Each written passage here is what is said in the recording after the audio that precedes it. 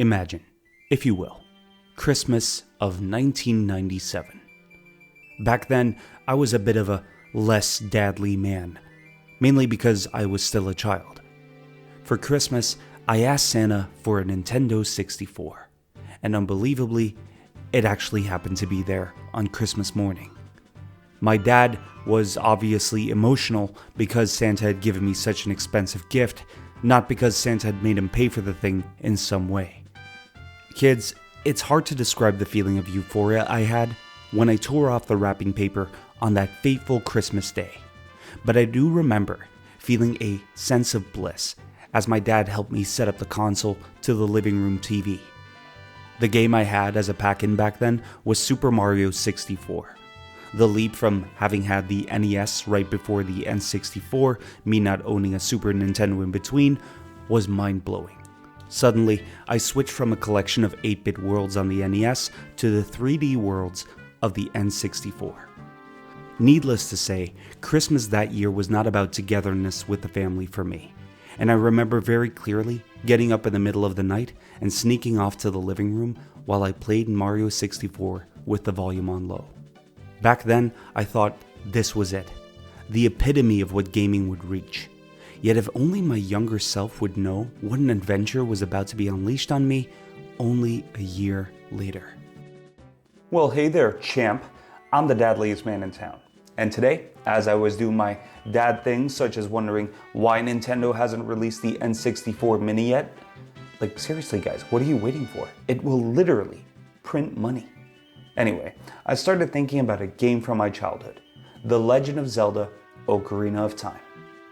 Today, we'll be taking a look at the history of this generation-defining blockbuster. We'll take a look at plot, development, gameplay, and at the end, just as before, I'll give you my opinion at the end of the video.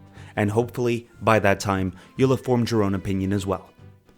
Quick disclaimer, I currently do not have the hardware required to record Ocarina of Time directly from the N64, so I'll be playing this on an emulator together with a USB N64 controller that I got online. There will be no modifications to the game, no HD packs or whatsoever, as I want you guys to see the experience as pure as possible. You know, except for it not being on the official hardware.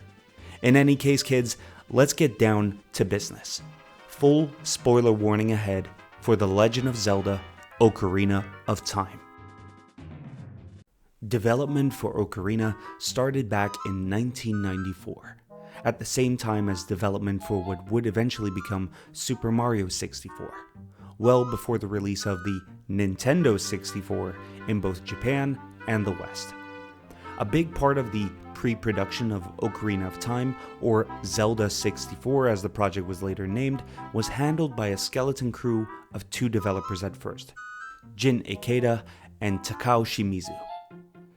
In early pre-production, a lot of emphasis of the game's concept was put into sword fighting.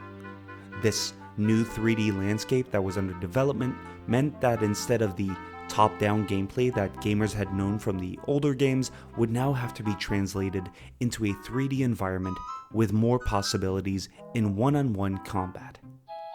Ikeda and Shimizu took inspiration from Chanbara-style fighting, a genre of samurai sword fight films in Japan where even though it looks like one warrior takes on multiple opponents, it's still a one-on-one fight as the other combatants hang back and wait.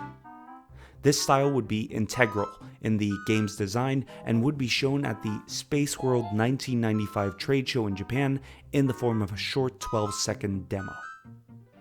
This small team wouldn't be enough to fully bring forth the game they wanted to create, but unfortunately, with the release of the N64 on the horizon and Super Mario 64 being a launch title, the focus of development was on that game before they could start working on Zelda. Eventually though, after both the consoles and Mario's release, Zelda 64's development team would quickly grow, culminating into of around 80 staffers, one of the biggest groups that Nintendo had worked with on a game at that time. During development, the team had to build on the experiences that they built up during the work they did on Mario 64, most notably with the camera. Keep in mind, kids, these were the early days of 3D. There had been forays before, but The concept was so new at the time that most developers were still figuring out how to make a camera work appropriately in a 3D game. This did give the team a bit of freedom. There were talks about making the gameplay from a first-person perspective in order to have the player enjoy the environment. Although this was quickly let go since it wasn't technically feasible and because it wouldn't be interesting visually, limiting the view field that the player could see from the world around them. Ultimately, the inspirations from Chanbara-style fighting and the back and forth about camera mechanics culminated into two additions to the game: Navi and Z targeting. Designer Yoshiaki Koizumi came up with the prototype targeting system. Initially, it was nothing more than a simple marker above the enemy to symbolize it being targeted. However, Koizumi, coming from his experience as a designer, decided to make the system integrated into the game's lore, coming up with the concept of Navi. Initially, he wanted to design Navi as a cute girl, but being constrained by the possibilities of the N64, he had to settle with a, glowing ball with wings. Koizumi brought this concept to Toru Osawa, who immediately brought up the idea of naming the fairy Navi because, she navigates. Navi would become integral to both gameplay and lore elements in Zelda 64, acting not only as the targeting mechanism, but also as a hint system for the player whenever they were stuck on what to do next. Eventually, this targeting system would culminate into Z targeting, the lock-on system which is featured in the game. Zelda 64 was not the same game as the earlier released Mario game, and there were differences in how combat was supposed to take place. With no way to initially target enemies, combat was thought to be chaotic, unfocused. Z targeting solved this issue by giving the player the possibility to target specific enemies in a group, essentially giving them a focus during combat. The mechanism was a game changer at the time, and it's still being used until this day in all sorts of games, be it in a different shape or form, but it just shows how important this development was. From 1996 to almost the launch of the game, Zelda 64 seemed to be in a perpetual state of flux, with new screenshots popping up that always appeared to show new changes, new looks for Link, and more. Eventually, though, the release began to creep into view. Pre-order records were shattered. The game set massive sales milestones. Just like with the onset of the NES reinvigorating the tired video game market back in 1986, Nintendo had once again found a way to print money. Now, if only they would come out with the N64 Mini already. Our story begins with a narration by the Great Deku Tree, the protector of the forest and its natives, the childlike Kokiri. The Deku Tree explains to us that every Kokiri has a guardian fairy. There is, however, one boy in the forest who does not have such a fairy. This boy is us, Link. Link has a nightmare. In it, he's standing in front of a large gate. The gate opens and two characters on horseback pass by. One of the people looking back at us as they gallop past us. We turn around, startled, as a dark figure stands behind us, also on horseback. After this scene, we return to the Great Deku Tree. He summons a fairy called Navi and explains of a darkness looming over the land of Hyrule. He says that the time has come for the boy without a fairy to lead the people of this land, and he sends Navi off to find us, treating us to a scene which shows off a bit of the graphical power of the N64 back in its glory days. Navi enters our house as we lay asleep and tries its best to wake us up. Eventually, we do, and we sit down on the bed as she tries to explain to us that the Great Deku Tree has summoned us. Finally, we make our way out of bed and head outside.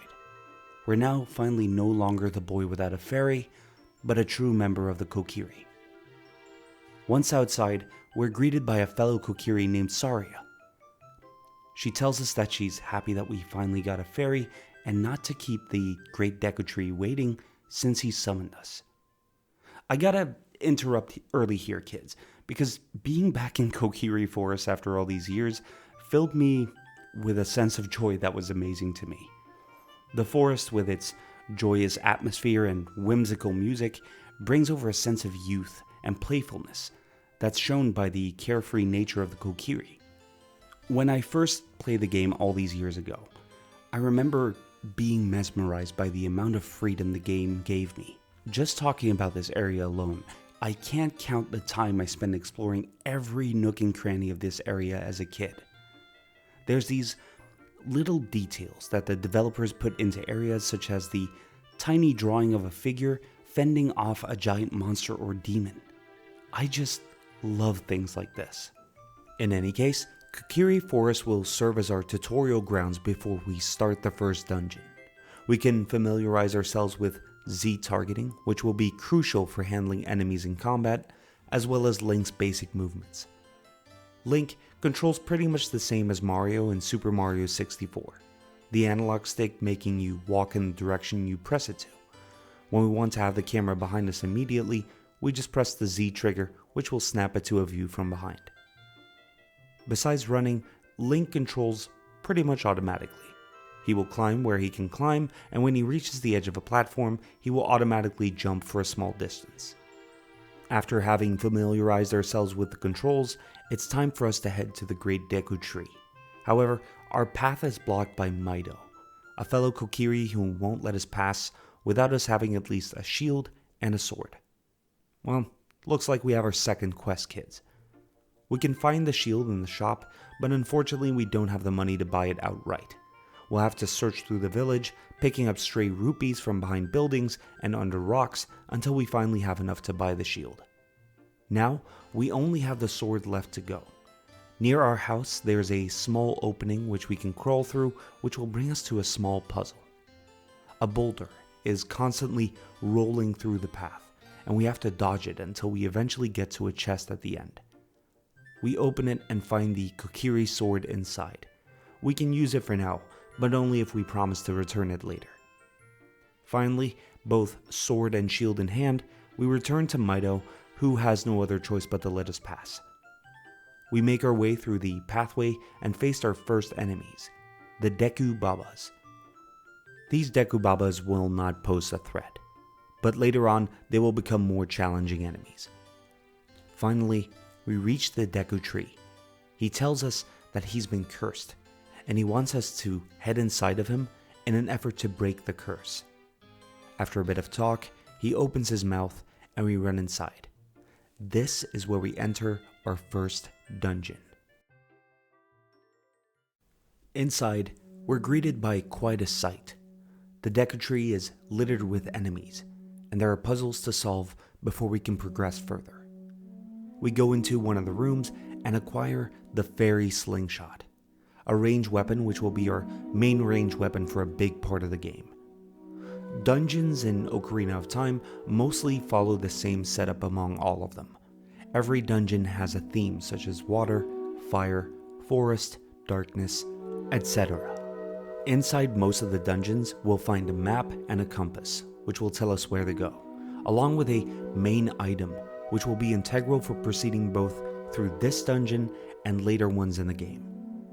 We make our way to the top level of the structure and jump down, bursting through a spider web in the middle of the central room. Luckily for Link's legs, we land in water, which breaks our fall. Once we get out, we're met with yet another puzzle, where we need to use sticks, which we get from beating Deku Babas, and light them on fire to burn the spider webs around the place. Eventually, we get to the room with a Deku Shrub, a type of enemy which will only come out when we're at a distance. It will shoot nuts at us, and by reflecting them with our shield, we can shoot it back at them. Once it's hit, it will run around trying to get away from us. We eventually catch up to it, and it will tell us that there will be more shrubs later on. We won't be able to beat them without hitting them in the right order, and it gives us a small mnemonic to remember how to. 2, 3, 1.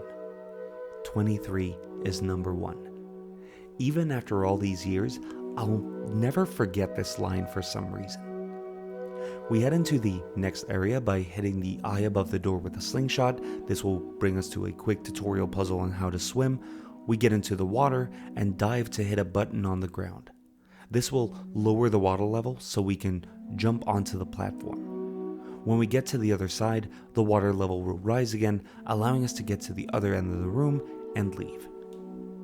We move through the rest of the dungeon, solving puzzles left and right, using the skills we've learned until we finally get to the room the Deku Shrub mentioned. We beat the shrubs in the order mentioned, and the last one tells us the secret to beating the boss of the dungeon, Queen Gohma. We pass through the door and head further into the room until we finally meet the Queen herself, a hulking behemoth who drops from the ceiling, trying to crush the unsuspecting brave youth.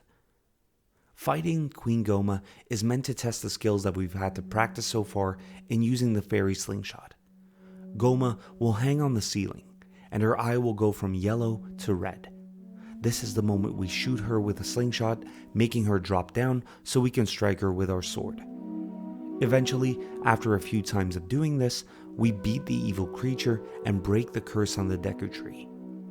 Gohma disintegrates in front of us, and we are rewarded for our efforts with a heart container, which increases our total life points from 3 to 4 hearts.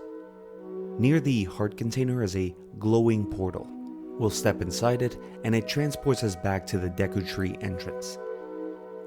The Deku Tree thanks us for our efforts and tells us about the evil about to fall upon Hyrule, along with the backstory of how the world came to be.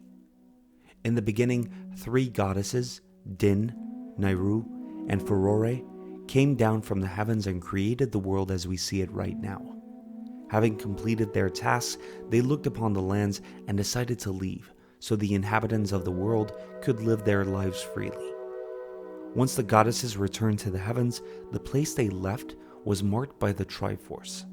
The Triforce is a sacred object, said to give the holder any wish that they desire, and this object has been a staple of the Zelda franchise, both when it appears or when it's more of a lore object, such as now.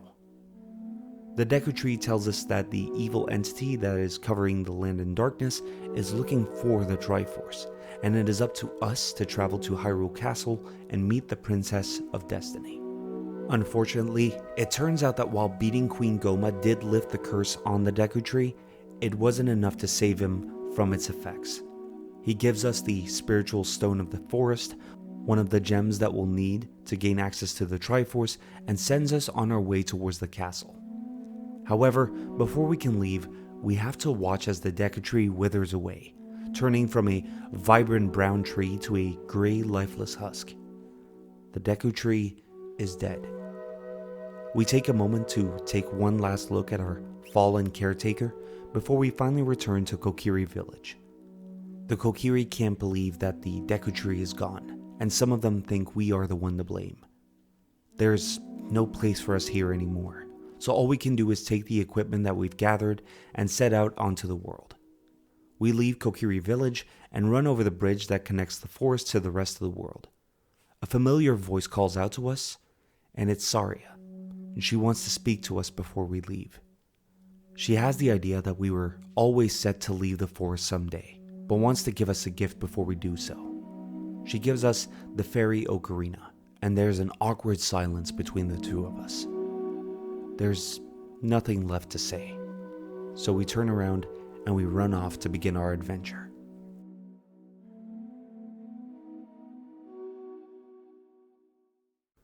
Here we are, kids, Hyrule Field. I have to tell you, the first time I laid my eyes on its fields, hills, and streams, I was absolutely amazed by all the things that there were to see. Remember, this was 1998, well before the onset of 3D open world games like, for example, GTA 3. Ocarina blew me away with the amount of freedom that it offered. And freedom is exactly what this game tried to convey back in the day, the sense of us being able to go wherever we please. Suddenly, we're thrust from the comfy confines of our Kokiri home and let loose upon the world, with a quest that might just be a little bit over a small child's head. That is, however, until we meet Kapora Gabora, a talking owl perched above a tree branch. Kaepora notes that we're off on a grand adventure and recommends us to head towards Hyrule Castle and meet the princess there. He then flies off, letting us actually explore Hyrule Field. I say explore, kids, but we're still limited to the places we can go due to our skill set currently. So right now, our best option is to do as Kaepora says and head towards the castle. I want to take a moment and appreciate Hyrule Field for a bit. You can see that the developers and artists put a lot of time and effort into creating a world here. Hyrule Field isn't just a flat plain that is our hub and guides us from point A to B, it's a living, breathing ecosystem filled with enemies to fight, grass plains interrupted by hilltops, and secrets to discover. We beeline over to the castle, but unfortunately, we're unable to make it to the entrance before nightfall, and the drawbridge, which would normally give us access to the town surrounding the castle, has been pulled up, stopping us from making our way inside. Now, in any other circumstance, it would mean that we'd have to wait outside for sunrise. However, the game keeps us on our toes by making the nighttime in Hyrule Field dangerous in the form of the Stall Child, skeletal enemies that pop out of the ground and attack us. We fight them off, the Stall Child threats growing larger with every single one of them that we beat. The fights seem to last forever, and after fighting for God knows how long, the sun rises and vanquishes the enemies. As soon as the sun is up, the drawbridge to the castle's town entrance is raised, and we can finally make our way towards it.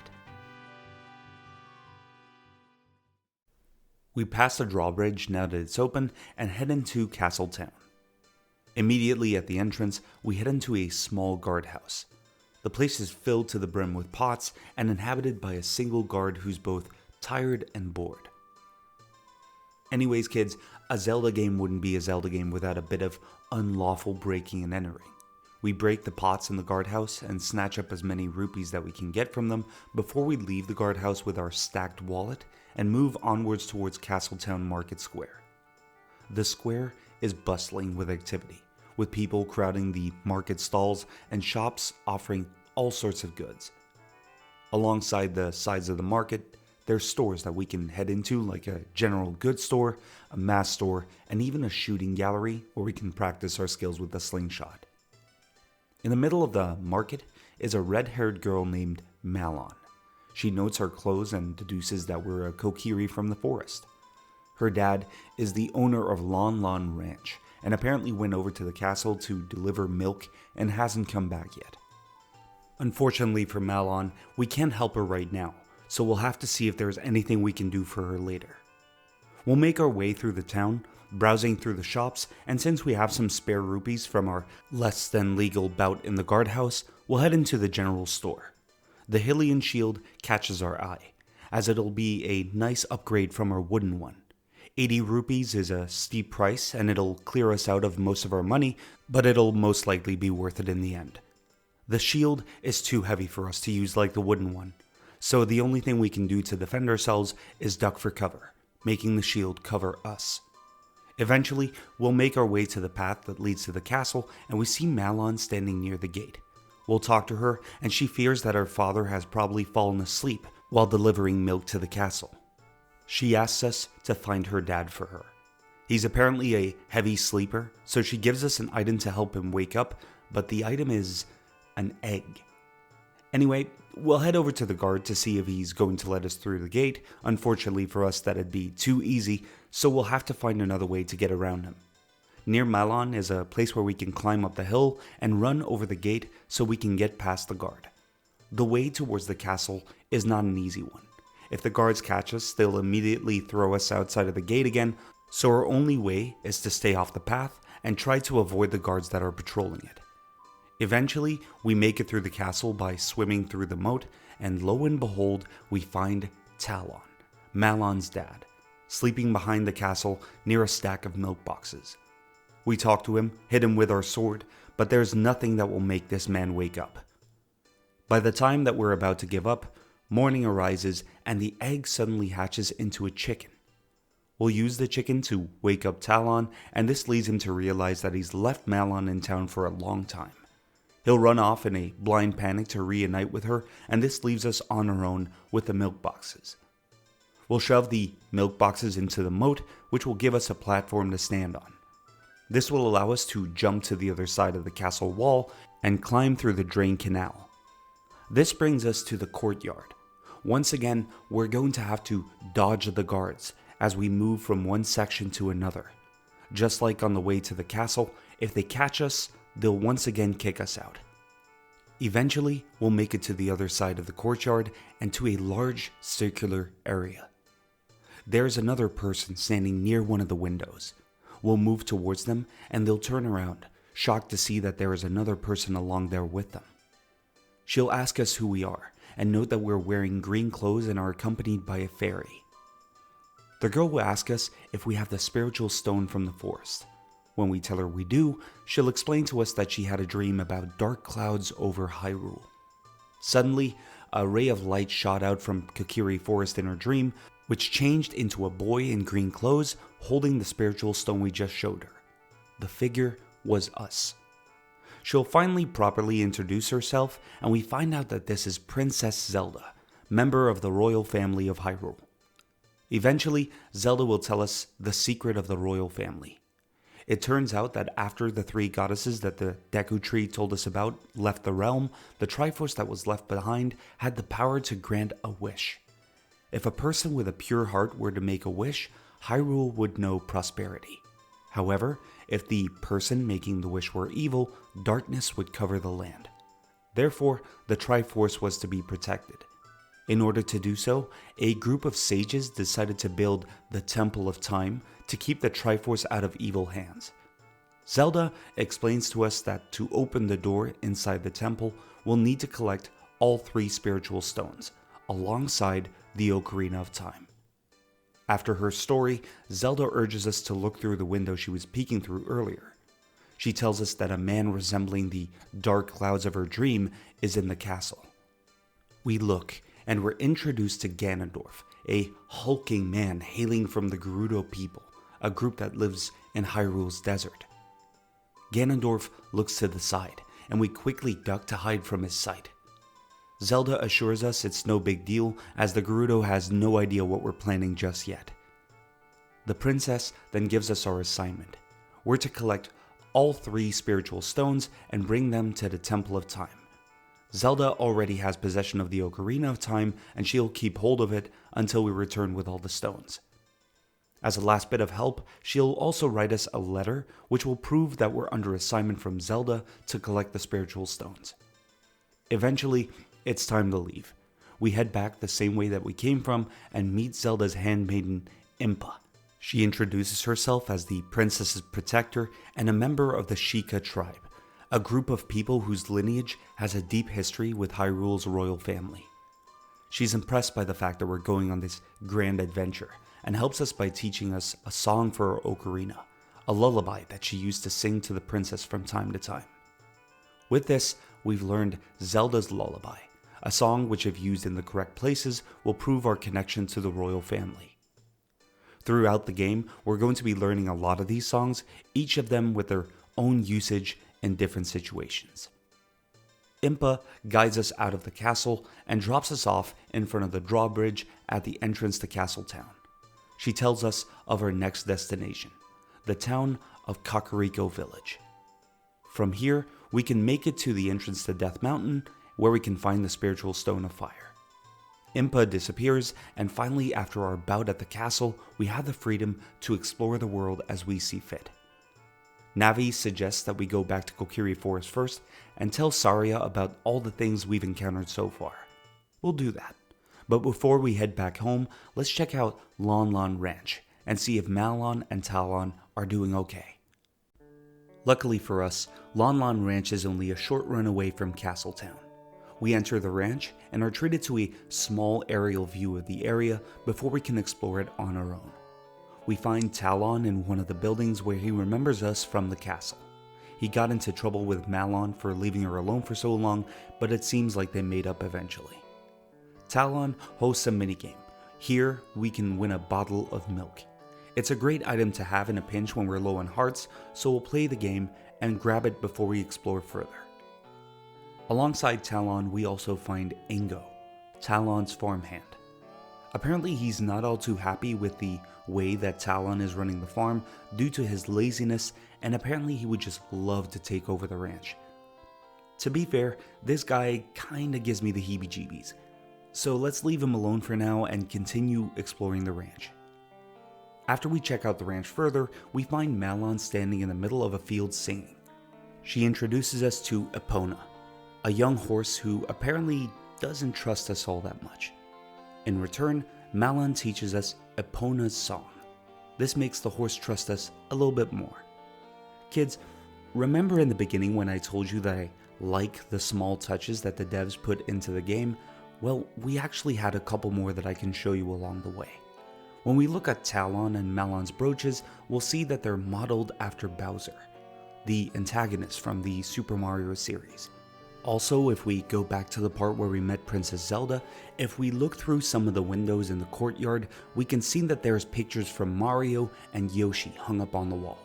I love these little nods. It'd be so easy for the developers to just put standard resources into the game, but they actually went the extra mile to put this in. In any case, now that we've met up with Malon and Talon, we'll say our goodbyes and check to see how Saria is doing. Well, time to head back home, kids. We make our way through Hyrule Field again until we get to the entrance to Kokiri Forest. We'll head inside and back into the village of the Kokiri.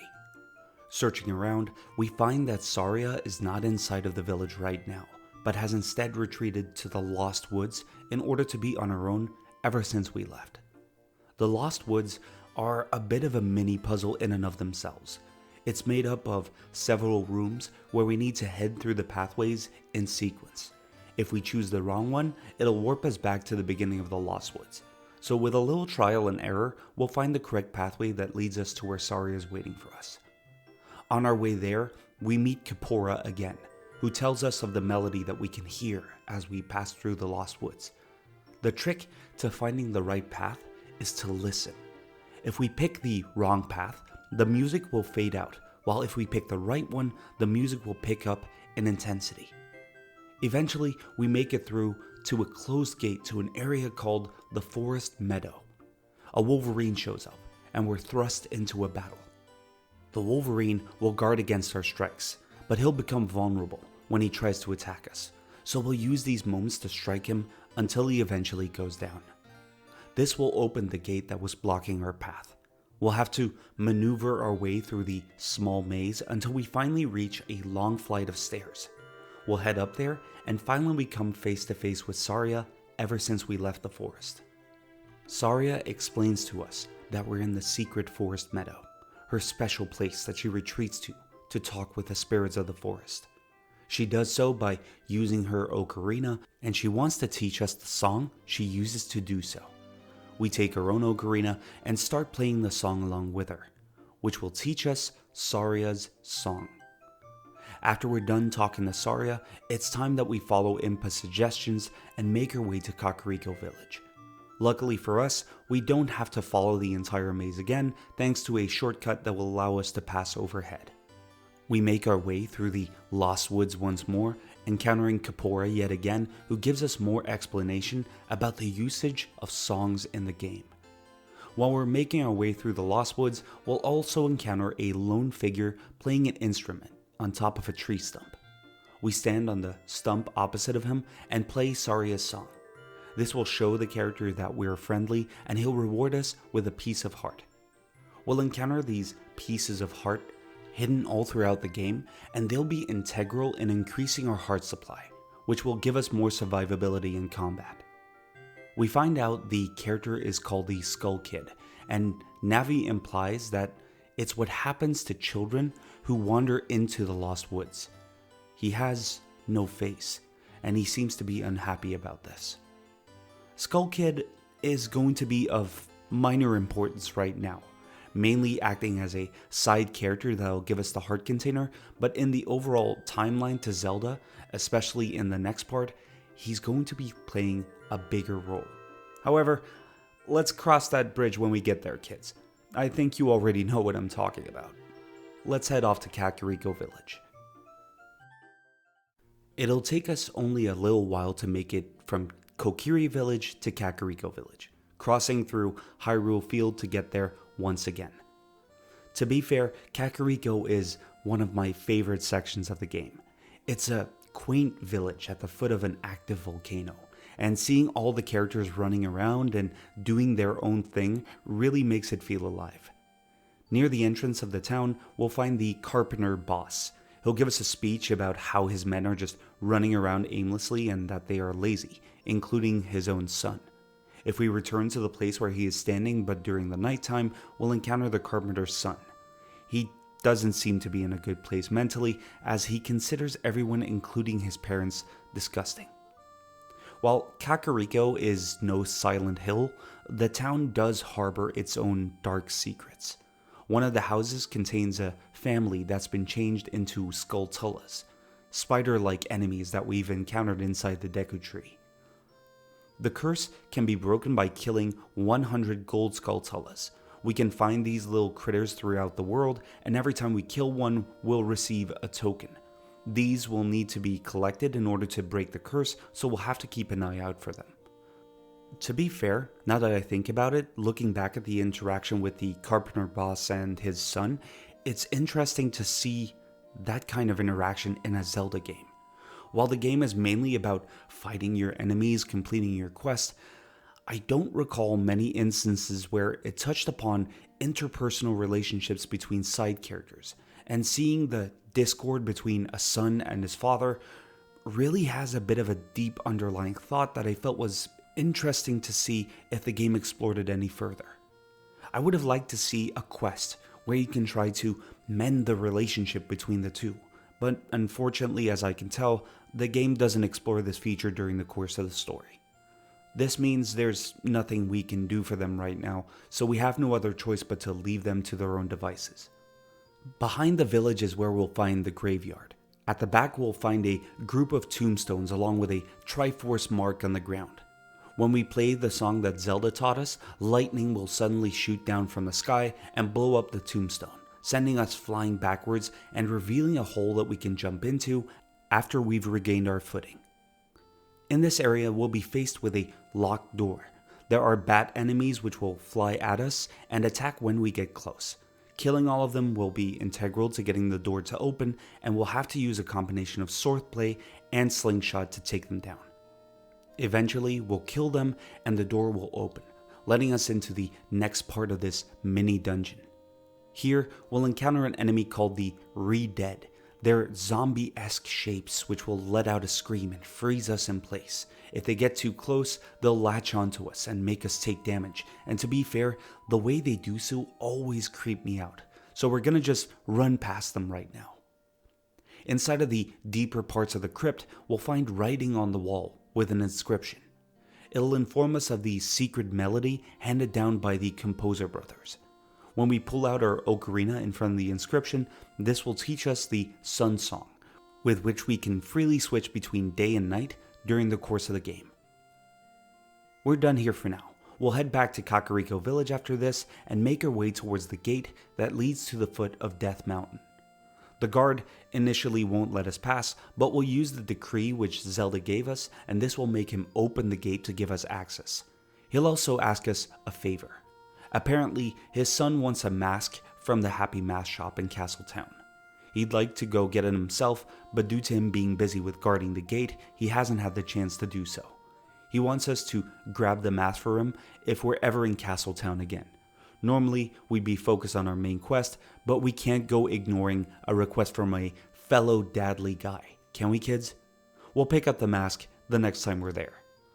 We're now ready to head up to Death Mountain and continue our quest to retrieve the second of the spiritual stones. As we make our way up the mountain path, we'll eventually encounter a Goron, a rock-eating species which inhabit Death Mountain. The Goron tells us about Dodongo's Cavern, which is essentially the place where they get their food supply.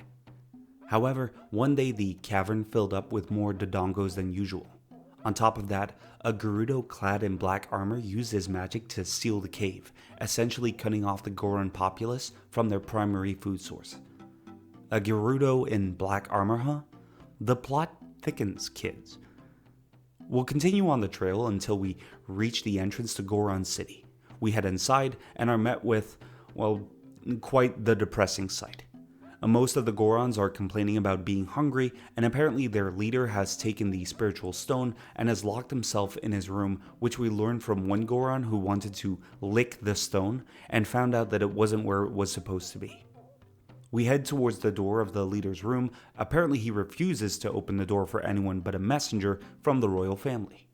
In order to prove our allegiance with the royal family, we grab our ocarina and play Zelda's lullaby yet again, resulting in the leader opening the door for us. His name is Darunia, and he's not amused by the fact that we're not the royal messenger that he was expecting. He explains to us that he's angry about the situation in Dodongo's Cavern, but that it's a Goron problem, and they'll handle it by themselves. It sounds like the guy can use some cheering up, kids. We'll play Saria's song for him, and this will make Darunia break out some sick dance moves. After he is done, having come out of his disco fever, he's cheered up a bit, and he's ready to talk to us in a more open and accepting manner. He realizes we're here to take the spiritual stone of fire, but he's not ready to give up his possession of it just yet. Darunia wants us to go to Dodongo's Cavern and clear it out, enabling the Gorons to at least eat properly again. We'll agree to do just this. And to help us out, Darunia gives us the Goron bracelet, which will allow us to pick up bomb flowers, local flora which will explode after a few seconds when picked up. After we leave Darunia and head outside, we'll use this new item to pick up one of the bomb flowers and hurl it in front of the cavern. When it explodes, it destroys the large rock, giving us access to the cavern proper. Now, normally I'd say this is a job well done since the Gorons are now technically able to get a hold of their food supplies yet again, but since the place is still infested with Dodongos, we have no other choice but to go inside and investigate the root cause of the issue. I'm pretty sure it's Ganondorf, but heck, let's go for it anyway. The second dungeon of the game shows off that all of the separate dungeons will have their own theme when we're exploring them. Where the obstacles presented to us inside the Great Deku Tree were aimed at objects and enemies related to the woods, such as Deku shrubs and spider webs, Dodongo's Cavern is themed around the concept of a volcano, which is logical, since it's inside of a volcano. Puzzles in this dungeon will make heavy use of the new item, the Goron's Bracelet, to use the bomb flowers. They will have to be solved by using the bomb flowers in all sorts of ways, and I specifically remember this room where there's what looks like a wall surrounded by bomb flowers. We'll have to put one flower in the center of the row of bombs, and when it goes off, all of the bomb flowers will explode in sequence, forcing a flight of stairs to come down to give us access. I will never forget this puzzle, kids. Back when I was younger, I was completely stumped on how to solve this one. I was around 9 years old at the time, and this particular puzzle took me weeks to solve. Keep in mind, back then I was probably hopped up on Frosty Flakes with the attention span of a squirrel, so I probably never spent more than 20 seconds in this room at a time before I tried going into another one to see if I could progress from there. All in all, every time I do play through this game, this puzzle always makes me crack a smile when I manage to pull it off. In any case, we progress through the dungeon and pick up our next key item further in, the bomb bag. With this, we're no longer limited to using the bomb flowers. We can hold up to 20 bombs with this bag, but later on in the game, we'll have the opportunity to get expansions for this. We'll head back to the center room of the dungeon, where we find a giant Dodongo skull, a bridge above it. There are 2 holes in the skull, where the Dodongo's eyes used to be. We'll drop bombs from the bridge into the eyes, and when they explode, the eyes will start glowing red. When we've lit up both, the skull's mouth will open, revealing a doorway inside. We pass through the mouth and fight our way past enemies until we eventually reach the final room. We'll place some bombs on the floor, and when they explode, it will crumble, dropping us down to the lower level. Suddenly, the floor shakes, and we look behind us. There's a massive beast behind us, the boss of this dungeon. This, kids, is King Dodongo. Now this is a big boy Dodongo, sluggers. We initially can't hurt the raging beast just by attacking him, as our sword strikes bounce off of his scales. From time to time, the giant lizard will curl into a ball and roll across the stage. We can dodge this by either standing near the lava pool or the sides of the arena.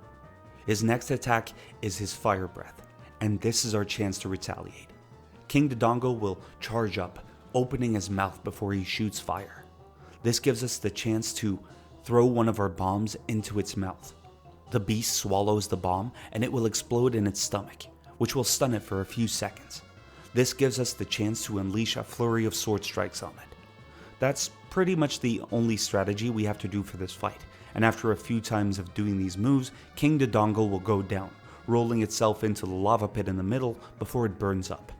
When it dies, it leaves us with a heart container, which will once again increase our capacity by 1. We're done here now, so we'll walk into the beam of light just like we did back in the Deku Tree and we'll be transported outside. We'll land in front of the Dodongo Cavern and Darunia will be there to meet us. He's impressed with us and explains that it was Ganondorf, the Gerudo we saw at Hyrule Castle, that was responsible for blocking off the entrance to the cave. Darunia then proposes that we become sworn brothers. There is no big ceremony or anything, but he finally hands over the spiritual stone of fire, the Goron's ruby. We're then instructed to make our way to the top of Death Mountain. A fairy lives there who could give us more abilities in order to help us in our quest. Some more Gorons drop down from the sky and want to give us a hug for killing King Dodongo. Out of fear of being crushed to death, we run away and head up Death Mountain once again. On the route to Goron City, we can take a side path now, thanks to the bomb bag, as it used to be blocked off by rocks. This will allow us to follow the way that leads to the summit of Death Mountain. It's an arduous path, and when we hit the long run towards the last climbing section, we have to hide under our shield as the volcano spews fiery rocks at us from time to time. I like sections like this. Doing the run towards the summit is completely optional, but the reward will help us out in the long run. When we make it to the top, we're greeted by Kakariko once more. He's impressed that we made it to the top of Death Mountain and points us towards the location where the Great Fairy is. We make our way there, blowing up the obstruction that was blocking the entrance, and head inside. It's in here that we find another Triforce sigil on the floor, and when we play Zelda's lullaby, the Great Fairy emerges from the pool in the middle. She bestows upon us the ability to use magic, evident by an extra meter showing up underneath our hearts. With it comes the skill where we can do the spin slash, covering our blade in magic waves of energy when we do so. It's a handy skill to have, giving us a 360-degree attack with a little bit more range. In any case, we leave the Great Fairy behind and head back outside where we encounter Kakariko once again. He congratulates us on having received the new power from the Great Fairy and offers to bring us back down to Kakariko Village. We accept and we're treated to a small cutscene where Kakariko brings us down again, dropping us off on one of Kakariko Village's rooftops.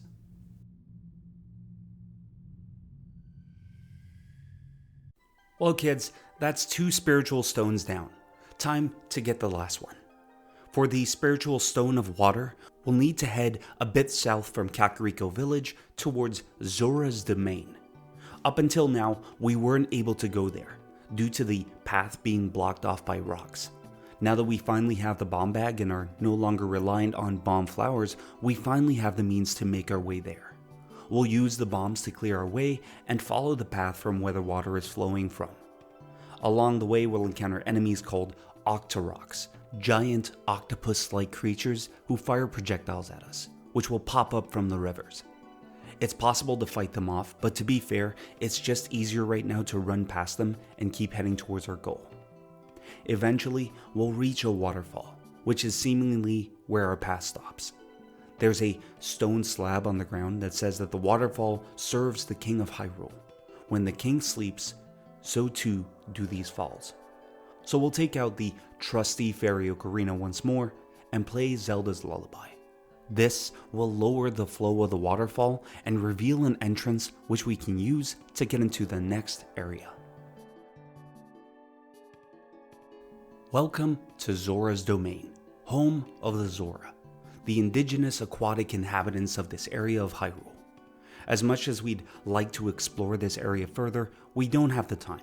We have a spiritual stone to find, damn it. When we make our way through the domain, we get the distinct feeling that not all is right in the kingdom. The Zoras seem to be in a bit of a panic, and this is made evident the further we progress towards the throne room. We meet King Zora, the leader of the Zora. He's off in his own world, and it seems he's worried about his missing daughter, Princess Gerudo.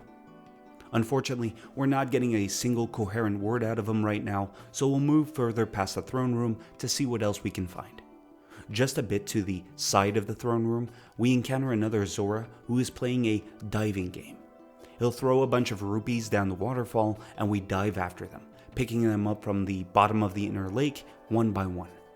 We win the diving game and make our way back up to the Zora, who awards us with the silver scale. This item will allow us to dive deeper than we could before, and this will be integral to continue our quest. Inside the body of water of Zora's domain, we'll find a passage that we'll have to dive into. This brings us to Lake Hylia, a huge lake to the west of Hyrule. Unfortunately, we don't have the time to be exploring this area fully right now. We have a Zora princess to save. When we dive deeper into the lake, we'll find a bottle at the bottom with something inside. Opening the bottle will reward us with a letter written by Princess Gerudo herself. She claims to be stuck inside the Zora deity Jabu Jabu. Well kids, at least now we know where she is. So obviously, we head back to Zora's domain immediately. I mean, it's not like we got stuck for a few hours going to the local fishing pond catching fish. That would be crazy. I would absolutely not do that when there is a princess to save. So anyway, we return to King Zora and present him with his daughter's letter. He's shocked that the princess is stuck in Jabu Jabu, but that he's been acting weird ever since Ganondorf came around, probably looking for the spiritual stone just like he did at Death Mountain. King Zora gives us the permission to approach Jabu Jabu and slowly, very slowly, extremely slowly, moves to the side so we can go past him. When we finally get to the area where we find Jabu Jabu, a hulking behemoth of a fish, we find out that we can't enter his mouth just yet. No kids, this fish needs an offering of fish. We run back into Zora's domain and use the empty bottle to scoop up a fish from one of the small ponds in the area, catching one of them. We then return to Jabu Jabu and release the fish in front of him, which will prompt him to open his mouth and suck both us and the fish inside, finally giving us the chance to see if Princess Gerudo is truly inside of him. We get up from the ground and take a look around. We're now in the fish deity's mouth, and the only thing we can do is move forward. We'll have to use the slingshot to flip buttons hanging from the ceiling in order to get rid of the webbing that covers the doors. A few rooms further up, we'll meet Princess Gerudo. She refuses to leave for some reason and walks off, falling into a hole nearby. We jump after her to make sure she's okay, and she tells us that for a while now, Jabu Jabu has been acting strange, and the inside is suddenly infested with electrified jellyfish. On top of everything, she seems to have lost her precious stone, which if anything, probably is the exact thing that we're looking for. When we make it clear to the princess that we're not going anywhere, she'll agree to us sticking with her, but she'll want us to carry her throughout the entire dungeon. As much as I'd love to throw her into Jabu Jabu's stomach, we'll let her tag along for now and make our way through the dungeon with her. In one room, we'll fight off a new enemy called the Stinger. They'll hide away from us inside Jabu Jabu's innards and only pop out when we get close. We'll have to use the slingshot to shoot them out of the air until we eventually get rid of all of them. When we finish the last one off, a chest will appear which will contain a new weapon for us, the boomerang. The boomerang is a great weapon for Link. It's a ranged weapon with less range and a slower speed than the slingshot, but since it always returns to us, we can make unlimited use of it. It also flies in an arch, which makes it handy to get around frontal shielded enemies. With the boomerang, we can take care of the next issue that we're going to be facing, the tentacles. The tentacles are spread out through Jabu Jabu, essentially blocking our path. We'll have to get into several rooms and destroy the tentacles that come out of the ceiling. Every time we destroy one, it will allow us to progress further through the dungeon. Eventually, we'll carry Rudo into a room where we see the spiritual stone on top of a platform. We'll throw Rudo on top of it, and she'll grab the stone. However, the platform will suddenly rise, and we hear Rudo scream from the other room. When it comes back down again, the princess is gone, and replaced with this dungeon's mini-boss, the Big Octo. Big Octo will chase us around the circular room, and we'll have to stun it to get behind it so we can hit the green spot on its back. This fight is frustrating, as I never got the mechanic down fully. The platform also has spikes on it. So while Z-targeting is absolutely crucial to hit Big Octo, it sometimes leads us to veering off the sides and taking unneeded damage. Luckily, we do manage to kill this big calamari, and we'll be able to use the platform to go upstairs and see what happened to Rudo. Unfortunately, she's nowhere to be found, so we'll have to continue on without her for now. We'll progress through the rooms bit by bit until we finally reach the boss room.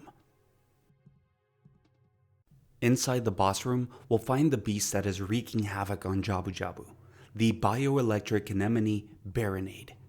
Barinade has two phases. In the beginning, it will be connected to the ceiling thanks to tubing coming out of its top. We'll have to use the boomerang to cut the tubes. This will make it so that Barinade is now mobile. The giant anemone will start spinning, its sides protected by the electric jellyfish surrounding it. It's an effective defense, as while this is going on, we'll have absolutely no way to get close to it. We'll use the boomerang to stun Barinade, giving us a chance to kill some of the jellyfish around it.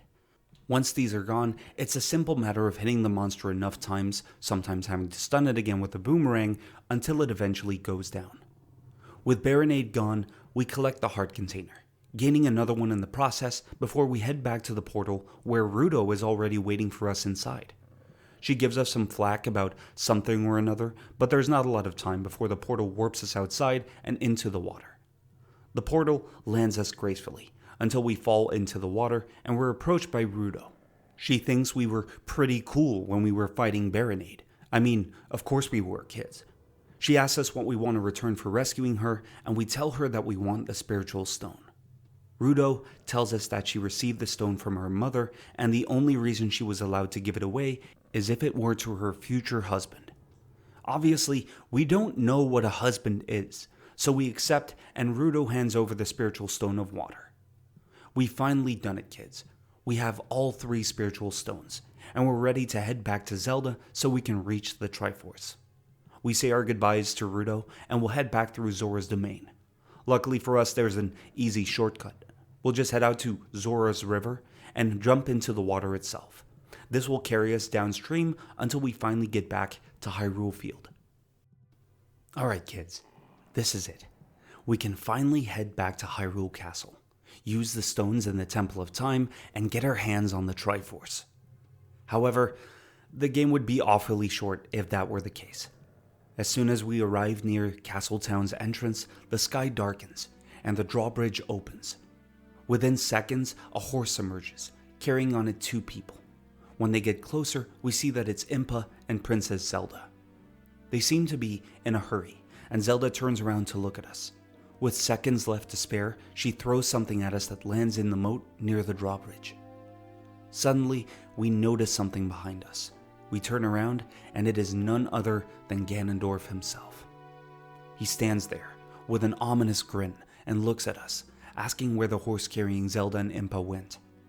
We don't answer, of course. We wouldn't be much of a mute protagonist if we did, and Ganondorf lets out a chuckle before he raises his hand, using his infernal magic to blow us off of our feet. He rides off with his horse, giving chase to Zelda and Impa as we hurry back to our feet, looking at the man who's become our sworn enemy. Unfortunately, this means Zelda is gone. We hurry to check what she left for us in the Castletown moat, and it turns out it's the Ocarina of Time itself. Zelda imprinted a message on the ocarina, and she tells us she couldn't wait for us any longer. Ganondorf apparently hot on her trail, most likely to get his hands on the ocarina himself.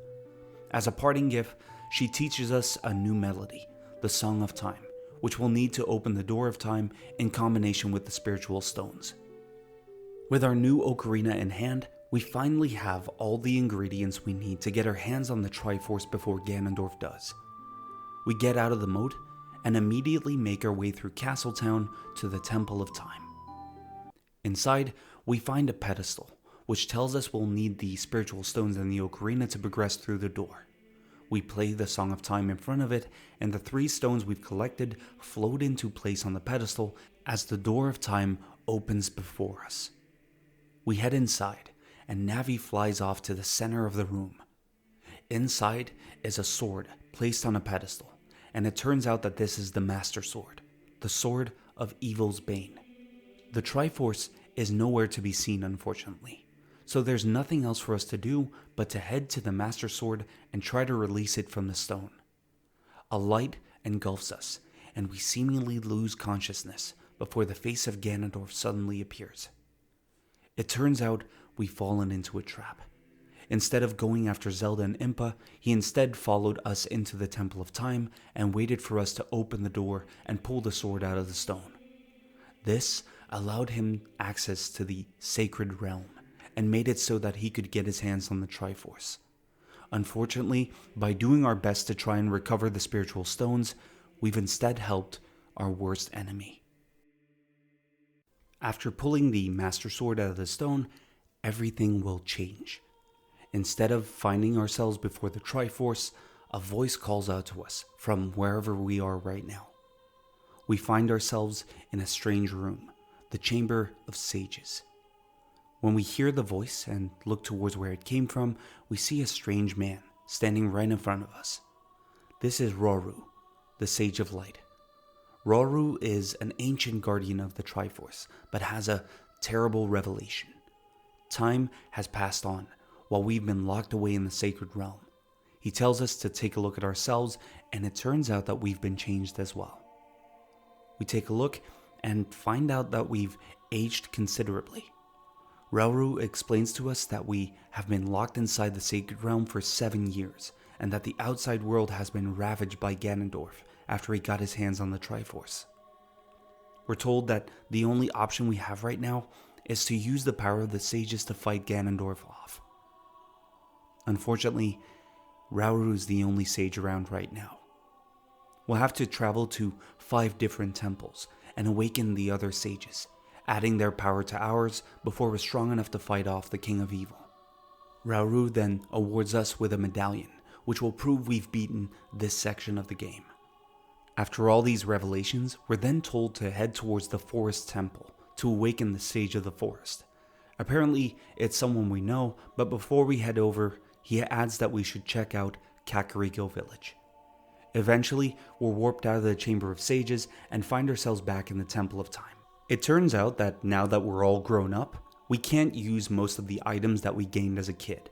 No worries though, they'll come in handy again later. We head out of the Temple of Time and see what has happened to the world in our 7 years' absence. When we get out, we're greeted by some ominous sights. Death Mountain's ash ring has gained an eerie glow, and when we head further into the castle market, we see that it's absolutely destroyed with re-dead scattered all over the place. There's nothing for us here to save at this moment, so we're going to get out of here as quickly as we can. Before we head off to Kakariko Village, we'll make a stop at Lon Lon Ranch to see how Talon and Malon have been throughout the years. When we get there though, we're greeted by Malon in one of the stables. It seems in our absence, Talon has been kicked out of the ranch and Ingo has taken over. Malon refuses to leave since she's afraid that Ingo will treat the animals badly, opting to stay there and take Ingo's abuse so she can take care of the critters herself. Outside we meet Ingo, who's willing to let us ride one of the horses for 10 rupees. We do just that and find out that Epona has grown up to be a fine horse in the 7 years since we last saw her as well. Eventually, Ingo challenges us to a race for 50 rupees. Ingo will always start earlier than us since he's a cheating nitwit, but with Epona by our side, there's no way we're going to let this jackass win. When he loses, he grows frustrated, and we make use of his gambling habits by having him promise that if we win again, we'll get to keep Epona for ourselves. Needless to say, kids, this guy doesn't stand a chance in the second race either, and we beat him just as easily as the first time. However, being the man of his word that he is, Ingo closes the gate on us, refusing to let us leave. Apparently, he had intended to give Epona to Ganondorf as a gift to get into his good graces. Normally, we'd be stuck here, but we use Epona to speed up towards the edge of Lon Lon Ranch and jump the wall, ending up in Hyrule Field with Epona by our side. We can't do anything for Malon right now, unfortunately, so our best way to help her is to collect the medallions as quickly as possible and take down Ganondorf. By the time we arrive at Kakariko Village, it's already nighttime. Most of the villagers having retired to rest up for what the day is to bring them. We head further into the town and make our way to the graveyard. Here, we'll walk into the humble abode of Dompe the Gravedigger. We never met Dompe as a kid since he only came out at night. We find his journal and realize that Dompe has died, but he wants to leave a treasure to someone that can find it. One of the graves outside is Dompe's. We open it up and jump through the hole inside. When we're inside of the crypt, we're greeted by Dompe's ghost, who challenges us to a race. If we win the race, we'll gain access to his treasure. Dompe will start flying off quickly, dropping flames left and right to impede our progress. The key here is to keep Dompe in sight, since if we move too far away from him or we make the wrong turn, we'll have to restart the race. Eventually, after a long and winding path, we'll end up at the final room and Dompe will congratulate us on keeping up with him. As a reward, he awards us the hook shot, a contraption with which we can both pull distant objects towards us or pull ourselves to distant locations. Dompe asks us to stop by again and we'll open up the exit by playing the Song of Time, making the blocks in front of the exit disappear. When we leave, we end up at the village windmill, and a man named Guru is furiously playing his instrument. Apparently, a kid from a few years ago played a song on an ocarina and made the windmill go haywire. Well, that couldn't have been us, right kids? We'll play the song that he teaches us, giving us the Song of Storms. Whenever we played, rain and storms will show up, but it'll have a more pivotal use later on in the game. Well kids, we now have all the ingredients we need to continue on to the next portion of the game. We'll have to follow Roru's tip and head off to the Lost Woods to awaken the Sage of the Forest. We get out of Kakariko Village and hop onto Epona, speeding off towards the entrance of Kokiri Forest. It's nighttime when we get to Kokiri Forest, and most of the inhabitants seem to have retreated just like the people in Kakariko Village. Seeing as we're an adult now, I doubt that any of our friends would recognize us. Trying to explain what happened to us would take far too much time, so we'll head towards the Lost Woods straight away, following the path to the forest meadow just like we did 7 years ago. On the way there, we encounter Mido, blocking our path just like he did when we were trying to get to the Great Deku Tree. Unfortunately, Mido won't let us pass again, and we're blocked off from continuing. However, we remember that Saria's song is known to the Kokiri, so we played for him. This proves to Mido that we know Saria, and he'll let us pass before noting that our coming by reminds him of us when we were a kid. He still doesn't know who we are though. When we arrive at the forest meadow, it seems the new enemies named Moblins have invaded and are guarding the entrance to the forest temple. We'll have to hide from them because if they see us, they will charge us with their spear and knock us into the water, which they did. Multiple times, I might add. At the end of the path, there is one more Moblin with a club who will attack us from afar. We'll run towards him, dodging the strikes from his club until we finally get behind him, unleashing a flurry of strikes to kill the hulking beast. We now continue on to the entrance of the forest temple. We notice that the stump that Saria was sitting on earlier is now empty. This is making things fall into place, Saria having most likely gone into the temple to soothe the spirits of the forest. We look up and see the entrance to the forest temple. Unfortunately, the entrance seems to have degraded decades ago, since it was this way when we were a child as well. Luckily for us, this is exactly what the hookshot is for. We'll use it on the branch over the entrance and zip our way towards the entrance before making our way inside. Well, we're at the first set of the new dungeons now, kids, and let me tell you that the intensity has been turned up to 11. To be fair, most of it is my own fault. We haven't focused on getting the heart containers except for the boss ones, which means that unfortunately our heart stacks are, well, a little lacking. Enemies have had a significant upgrade as well. Right from the first screen, we're met with not one, but two Wolverines. Luckily for us, we know how to fight these already, and they don't pose much of a challenge. When we finally enter the temple proper, we see a pedestal with 4 colored lanterns. The lanterns suddenly go out and turn into ghosts who fly off in all directions, making the center pedestal retract. This kind of gives us the setup for the dungeon. We have to find and destroy all 4 of the ghosts to eventually make the pedestal rise again. Now, when I say that the intensity was turned up, I wasn't kidding. In one of the rooms, we're going to have to fight 2 Stalfos. These enemies do a ton of damage with their attacks, and I'm not gonna lie that there were parts where I leaned forward in concentration to make sure I didn't die in this fight. The rest of the dungeon will see us going from room to room, collecting small keys left and right to unlock doors. There are some beautiful parts in this dungeon, such as the twisted pathways that I always thought were impressive to see in the N64 Days of Yore. Progressing through the dungeon, we'll get to another room where we need to fight more Stalfos. Eventually, after we beat them, we'll receive the weapon that replaces the fairy slingshot from our child days, the fairy bow. The fairy bow handles exactly the same as a slingshot, so it doesn't take us a lot of time to get used to handling it before we move on through the dungeon. The last new mechanic that we have in these new dungeons are the boss keys. Before, it was enough to get to the last room to face the boss. In these new dungeons, however, we'll have to find the boss keys to unlock the final doors behind which the bosses lie. We take down 3 of the ghosts. They're hiding inside of paintings, and we'll have to shoot them with a fairy bow to destroy them until they come out. After that, we just have to hit them with our sword enough times to destroy them. When we've taken down the 3rd ghost, we'll return to the initial room we enter the temple in, and see the last ghost on the ground. The last one will act as a mini-boss fight, where multiple copies of him will show up, and we have to pick the right one to attack.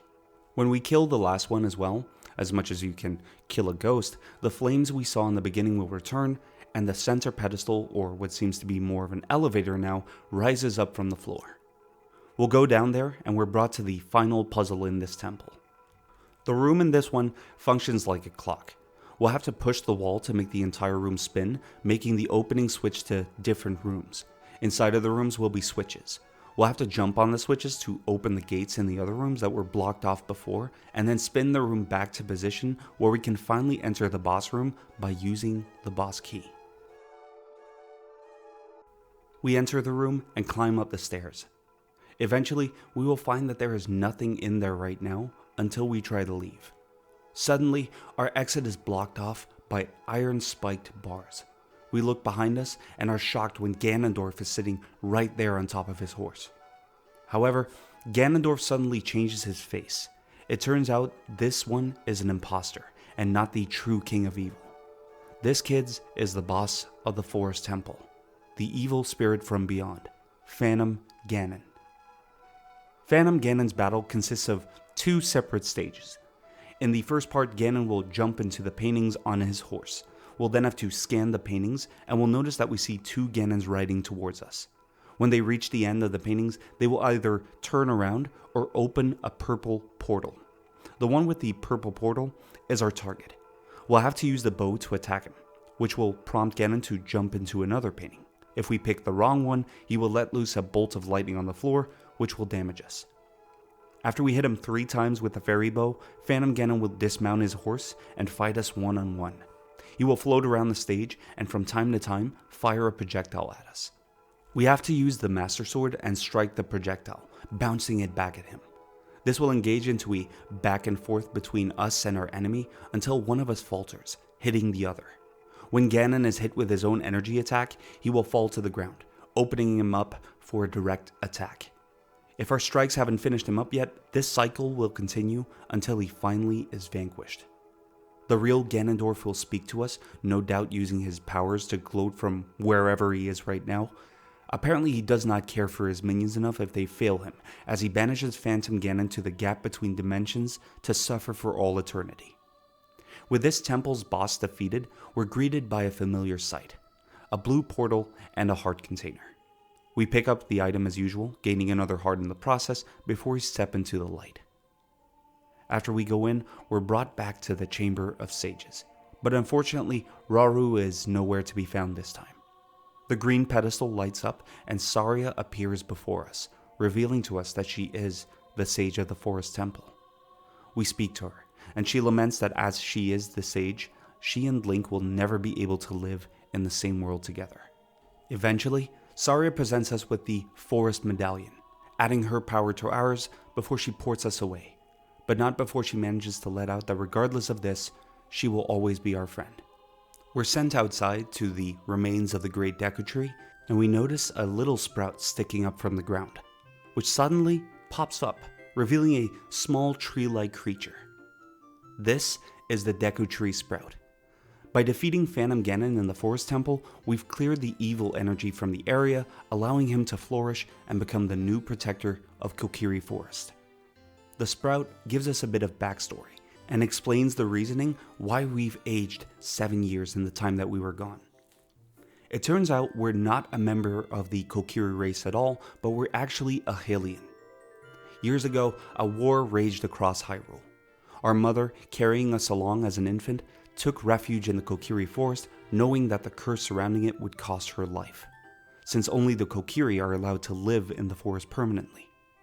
The Deku Tree, apparently sensing that we were a child of prophecy, protected us from the same curse and allowed us to live among the Kokiri as one of them.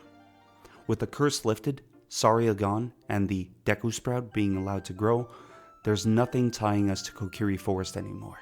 So we're ready to set our sights on our next challenge. Kids, I'm not gonna lie. I think this is one of the most bittersweet moments in the game.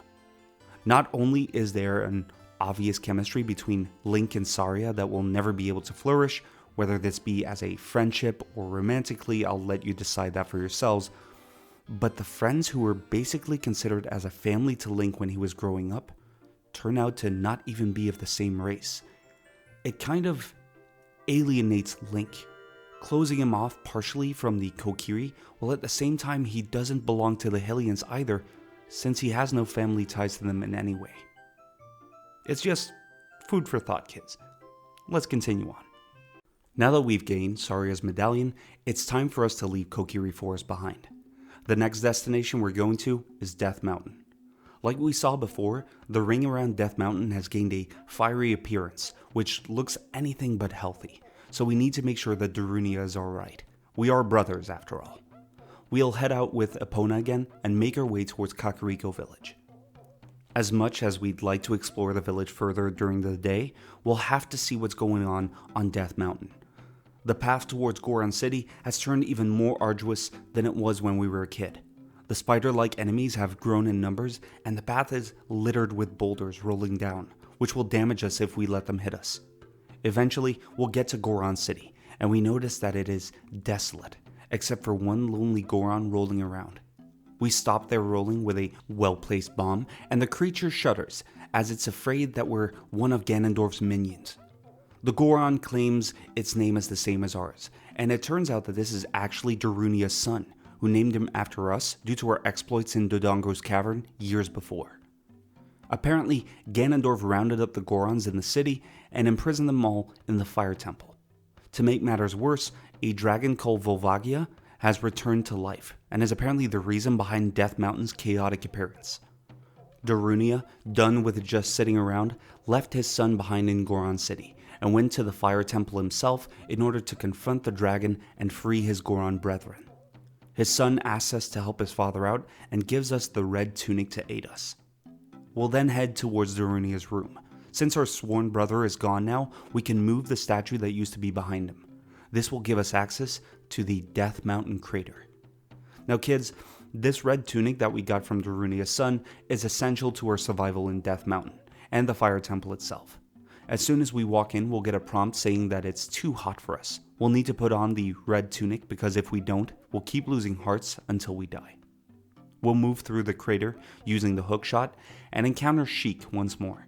He teaches us the Bolero of Fire, which we can use just like the other song that warps us to the Forest Temple.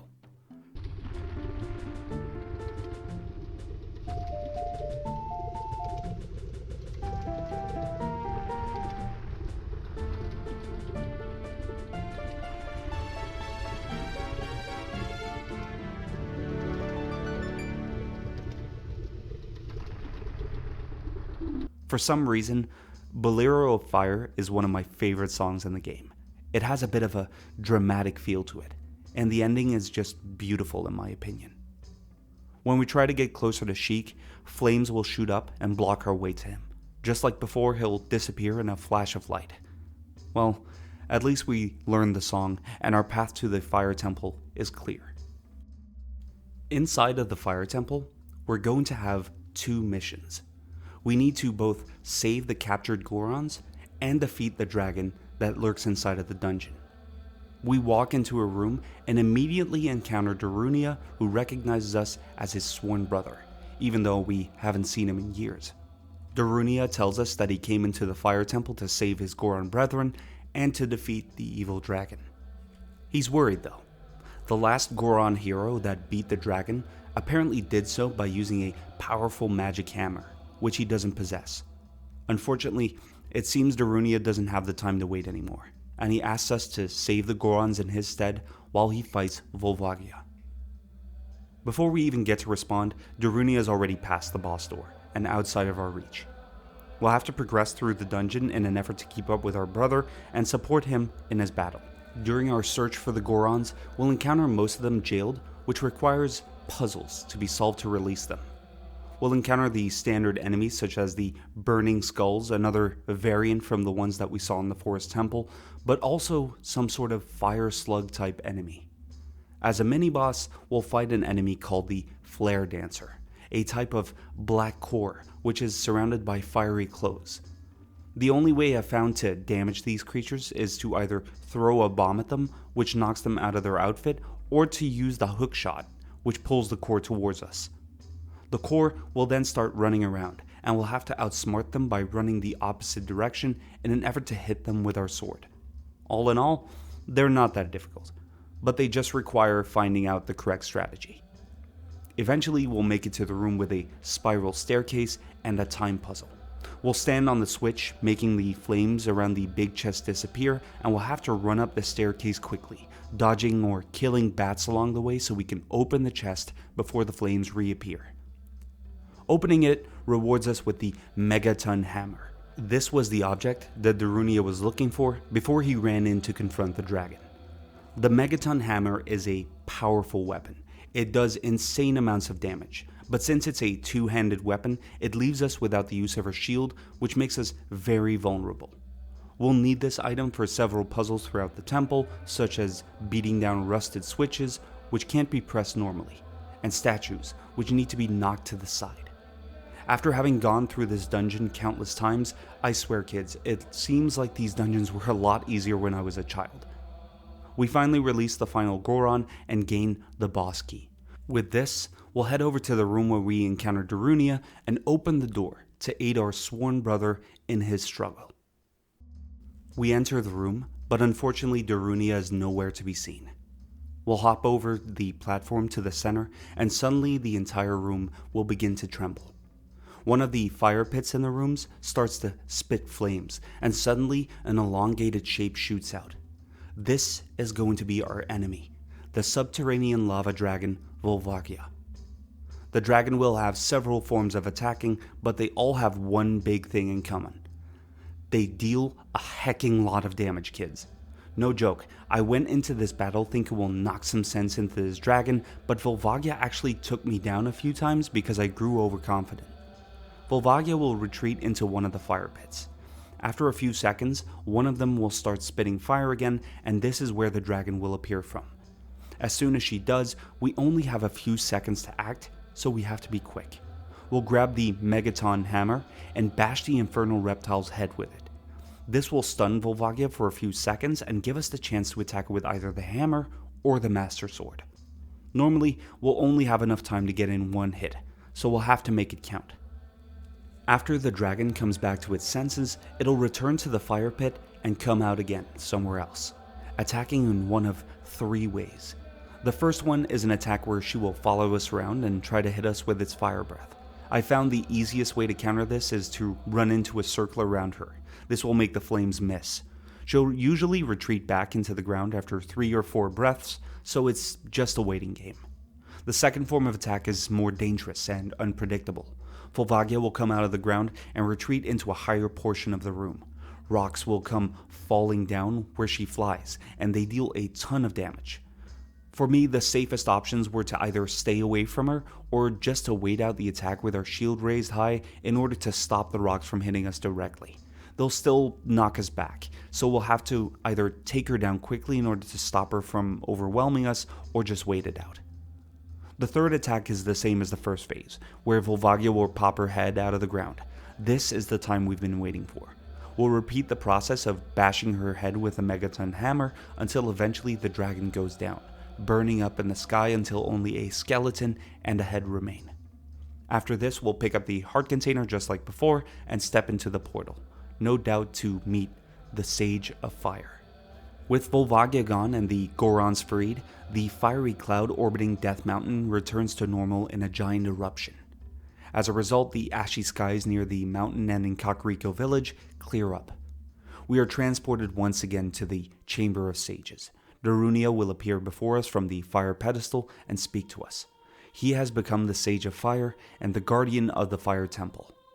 He gives us his thanks, and then gives us the Fire Medallion which contains his power. When we leave, he makes a final statement.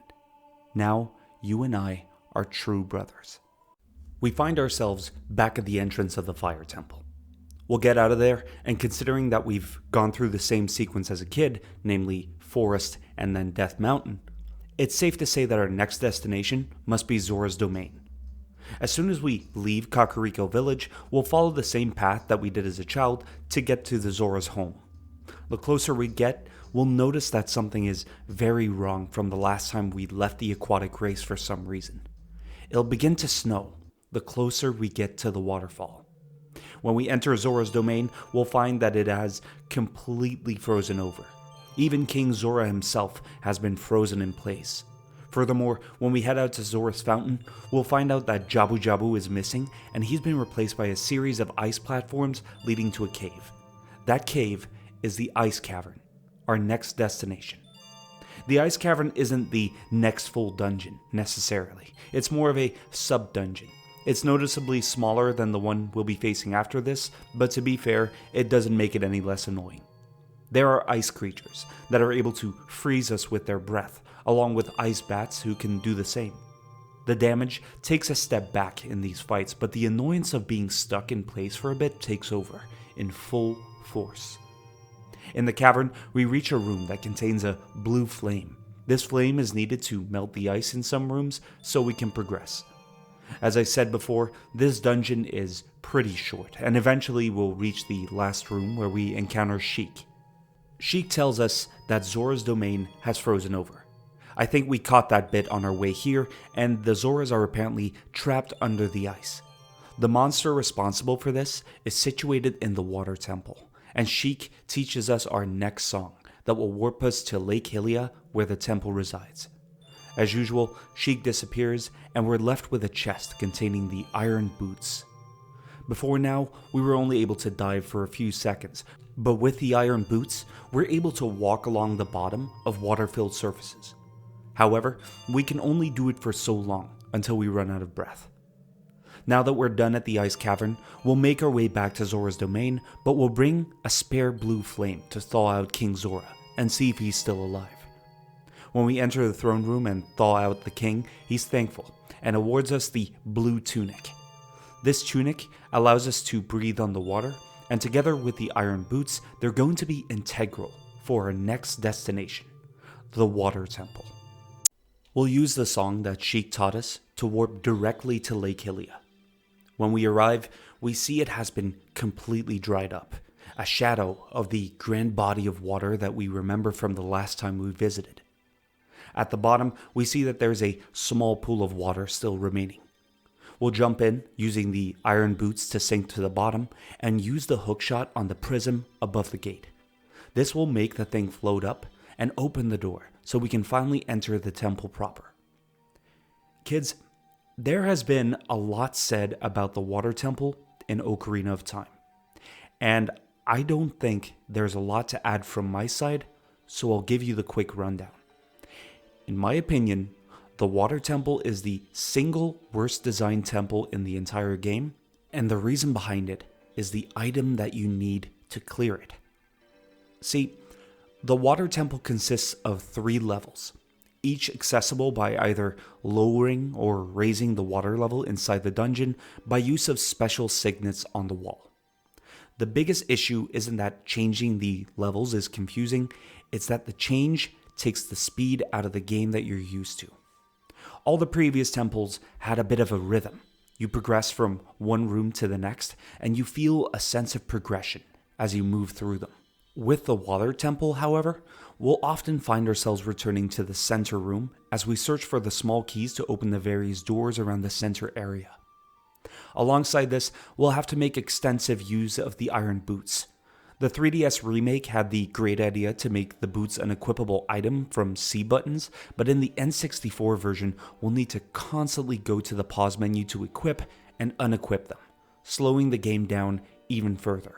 This constant returning to the beginning and menu work kills the speed or the rhythm that you're used to from the other temples, and makes it a struggle to try and complete it in one go.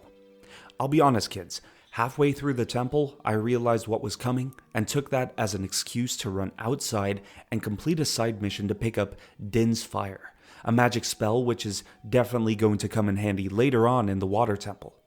I would do literally anything to get out of this thing at this point. Eventually though, we'll have to make it past the hurdles and challenges, meeting Rudo inside of the temple who explains the mechanics to us, and even fighting a doppelganger of ourselves called Dark Link. I remember as a kid, I used to beat him using the Megaton hammer, but for some reason I couldn't pull it off. So all that was left for me to do was spam Din's Fire until he eventually went down. Having beaten Dark Link, we're rewarded with the Long Shot, an upgraded version of the Hook Shot which lets us travel or pull things towards us from a longer distance.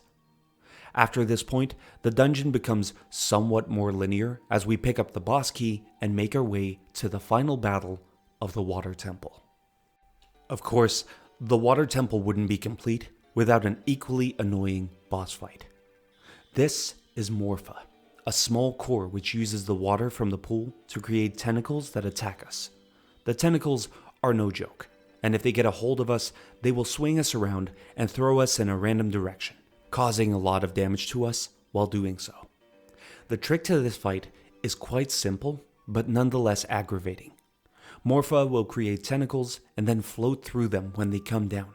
During this time, we'll use the long shot to pull the core from the tentacle and hit it with the Master Sword. It'll then retreat into the water again and repeat the sequence. One thing to be aware of is that initially we'll only have to fight one tentacle, but as the fight progresses, Morpha will spawn more at the same time, making dodging them even more of a chore. Eventually though, we'll pull the core from the tentacle one more time and hit it, which finally finishes off this monster once and for all. Morpha will devolve into a drop of water that drips down from the ceiling, creating the portal which will bring us to the Chamber of Sages once more. We'll pick up the heart container from the pool and move into the glowing light. When we arrive at the Chamber of Sages and the blue pedestal lights up, we're greeted by Rudo, who turns out to be the Sage of Water. Rudo explains that she'll watch over the temple, and once again, Link has lost someone from his childhood to serve as a sage. In the end, she'll give us the water medallion, adding her power to ours before she warps us out of the chamber, asking us to thank Sheik on her behalf. When we warp down onto Lake Hylia while it fills up with water, Sheik is already waiting for us. He'll tell us some more things and disappears again when we try to get close. Fun fact to know here, kids, if we stand on the pedestal on the island we warped into and shoot an arrow at the rising sun, we can get the fire arrows. These arrows will let out a wave of fire when we shoot them, but they'll consume some magic power every time we do so. Just a handy tidbit, as they're a mechanic we'll have to get used to later on. With the water temple finally over and done with, we can head to our next destination, and it is one that we've grown quite familiar with at this time. It's time to head back to Kakariko Village. By the time we return to Kakariko Village, we discover that the village is on fire, but we don't know who or what is responsible. We find Sheik standing near the well in the town, He tells us to stand back, and he's suddenly blown backwards by a mysterious force. A wave of energy emerges from the well and moves around Kakariko. It suddenly turns around, heading back towards us, and we draw our sword, ready to do combat. However, the only thing we're met with is a dark screen and the sound of our screams. When we come to, we're met with Sheik watching over us. He tells us that an evil entity who Impa sealed into the well years ago has escaped, and we'll need to investigate it. However, we'll need an item that we can't get right now, since the well has effectively been blocked off since the creature escaped. Therefore, we'll need to return to the Temple of Time and place the Master Sword back into the pedestal of time. This will allow us to travel back to the past and give us the chance to explore the well in the past. In conclusion, Sheik teaches us another melody, which will allow us to warp to the entrance of the Shadow Temple when we've gained the item from the bottom of the well. After Sheik disappears once again, we have nothing else left to do in Kakariko. That's why we're going to be heading straight back to the Temple of Time right away. When we get there, Sheik is once again present, teaching us how the mechanic works that allows us to travel through the different time periods, and yet another melody to return to the Temple of Time when we choose to do so. Finally, we place the Master Sword back into its pedestal, and the familiar light surrounds us, warping us back to the past.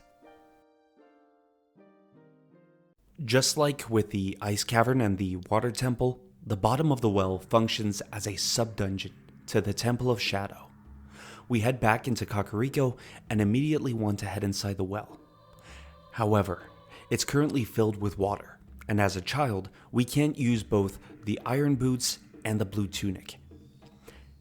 However, this is the time to remember what we learned as an adult from Guru inside the village windmill.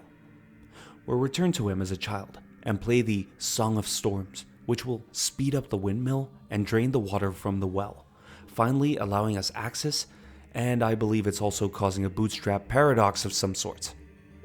See kids, we learned the Song of Storms from Guru in the windmill as an adult, while he learned it from us as a kid. I won't go much into temporal anomalies here, but it's one of the things that kept the internet busy ever since the game's inception. Just Google it. It's a good read or view with the theories that people come up with. It's important to note while in the bottom of the well, our eyes cannot be trusted, as the place is filled with false walls and fake flooring. We don't have to spend too much time in the well, and most of the content inside is actually skippable. We'll make our way through some of the fake walls and follow the flow of the water until we finally make it to a Triforce symbol on the ground. We'll play Zelda's Lullaby, which will make the flow of water stop and give us access to some more rooms inside the sub-dungeon. Eventually, we'll end up in a room where we have to fight a mini-boss called the Dead Hand. The creepiness factor in this and the subsequent Shadow Dungeon has been turned up, and the Dead Hand is easily one of the creepiest enemies I've seen in the game thus far. Inside the area where we fight him, elongated arms come up from the ground. Once they grab us, the Dead Hand will appear and we'll have to mash the A and B buttons to break free. Once the Dead Hand comes close enough, we'll strike it with a Kokiri sword. We'll have to do this a few times since it does less damage than we're used to from the Master Sword. But eventually the enemy dies and a chest appears in the room. When we open it, we'll find the Lens of Truth. This item allows us to see through the invisible walls, essentially letting us see the truth. To be fair, this is the only reason we had for going into the bottom of the well. There's a bit more to explore here, but it's not anything that's going to affect the next dungeon directly, so we're going to head to the exit and get back to Kakariko Village. As soon as we're outside and able, we'll head back towards the Temple of Time using the Prelude of Light and pull the Master Sword from the pedestal, reverting us back to our 17-year-old form. After, we'll play the Nocturne of Shadow, which will warp us towards the entrance of the Shadow Temple. The entrance of the Shadow Temple is the second reason why we got Din's Fire. We'll stand on the center pedestal and cast it, which will light all the lanterns in one go and open the door for us. The Shadow Temple is an eerie place the soundtrack being a foreboding and evil chant that evokes a sense of mystery. The surroundings are like being in an old abandoned castle or a crypt, and it emits a spookiness that gives this dungeon a lot of character. We'll have to use the lens of truth to move throughout the rooms, finding hidden doors left and right, and collecting small keys to progress through the dungeon just like we're used to. In one room, we'll encounter yet another dead hand, just like we did when we were a child. Luckily for us, it's a lot easier to fight it now that we have the Master Sword, as it puts out more damage than the Kokiri Sword. When we kill the shambling thing, we're greeted with one of our favorite things, a large chest. Inside we find the hover boots. These boots will let us walk on a small floating platform for a few seconds instead of jumping at a ledge. This will be handy for those slightly out of reach platforms, and is actually exactly what we need to progress further into the dungeon. This dungeon is heavily focused on the concept of death. Various rooms will see us dodging depictions of death, such as giant grim reapers whose scythes slash around the room, and the game even has us riding a giant boat, which I think refers to the classic Greek and Roman depiction of the river Styx. The skull-like entity on the front resembling Charon, the ferryman who carries souls across the Styx to Hades. Eventually, after having traveled through all of the rooms, defeating both visible and invisible enemies, we fall down a hole and make our way to the final boss room to fight the enemy inside. We're met with a simple white underground. Suddenly, the sound of drums goes off and propels us into the air just a bit. We turn around and we're met with a giant beast and two disembodied hands. This is Bongo Bongo, the creature that guards the Shadow Temple, and is probably the creature we encountered that escaped from the well in Kakariko Village. I'll be honest, kids, I died a few times on this one because I needed to figure out the mechanics for Bongo Bongo again. His drums mess with your aim with the hookshot, and I found that the best way to fight him is to use the bow. We'll have to shoot both of Bongo Bongo's hands. This will make them turn blue and eventually stun the creature when we get both of them. We'll then need to use the lens of truth and shoot the creature in its eye. This will make it susceptible to our sword strikes. Bongo Bongo's attacks are easy to read, but for me they were hard to dodge. His hands cover a big area of the battleground and do a mean amount of damage. He doesn't have any stages though, so using the technique of stunning his hands and then hitting his eye will eventually be enough to bring this monster to justice.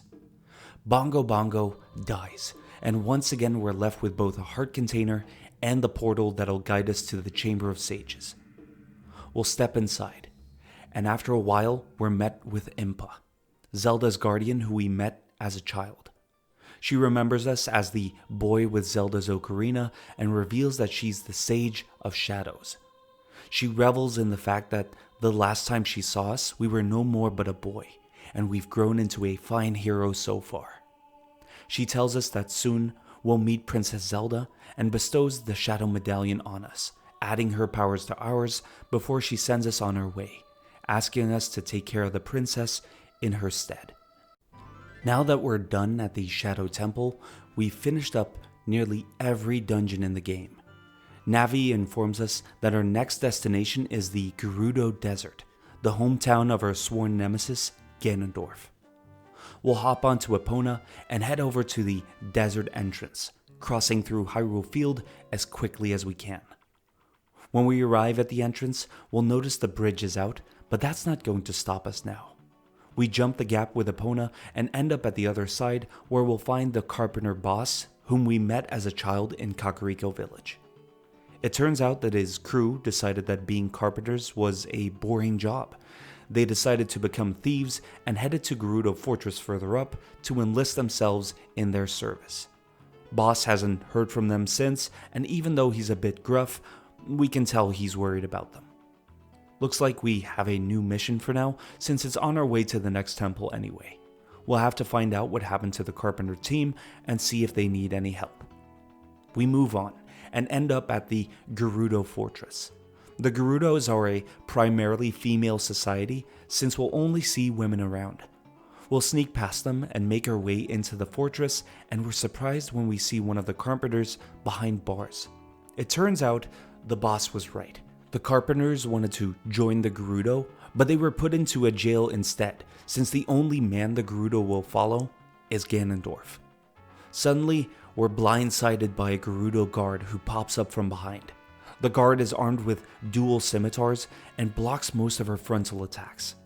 From time to time, she will unleash a spinning attack that will immediately incapacitate us if we're hit by it.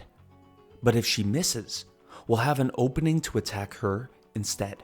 In the end, we emerge victorious over the guard, and as she makes herself scarce, she'll drop a small key which we can use to set free the carpenter. He tells us that he's not the only one caught by the Gerudo, and that there are more of his friends locked up in the fortress. We'll make our way through the fortress, taking care of the guards whenever we encounter one of the carpenters until we reach the last one. We'll take down the Gerudo guard once more and free the last carpenter, who happily returns to his boss after doing some hard time. One of the other Gerudo show up after we release all of the prisoners and commends us for having made it so far through the fortress.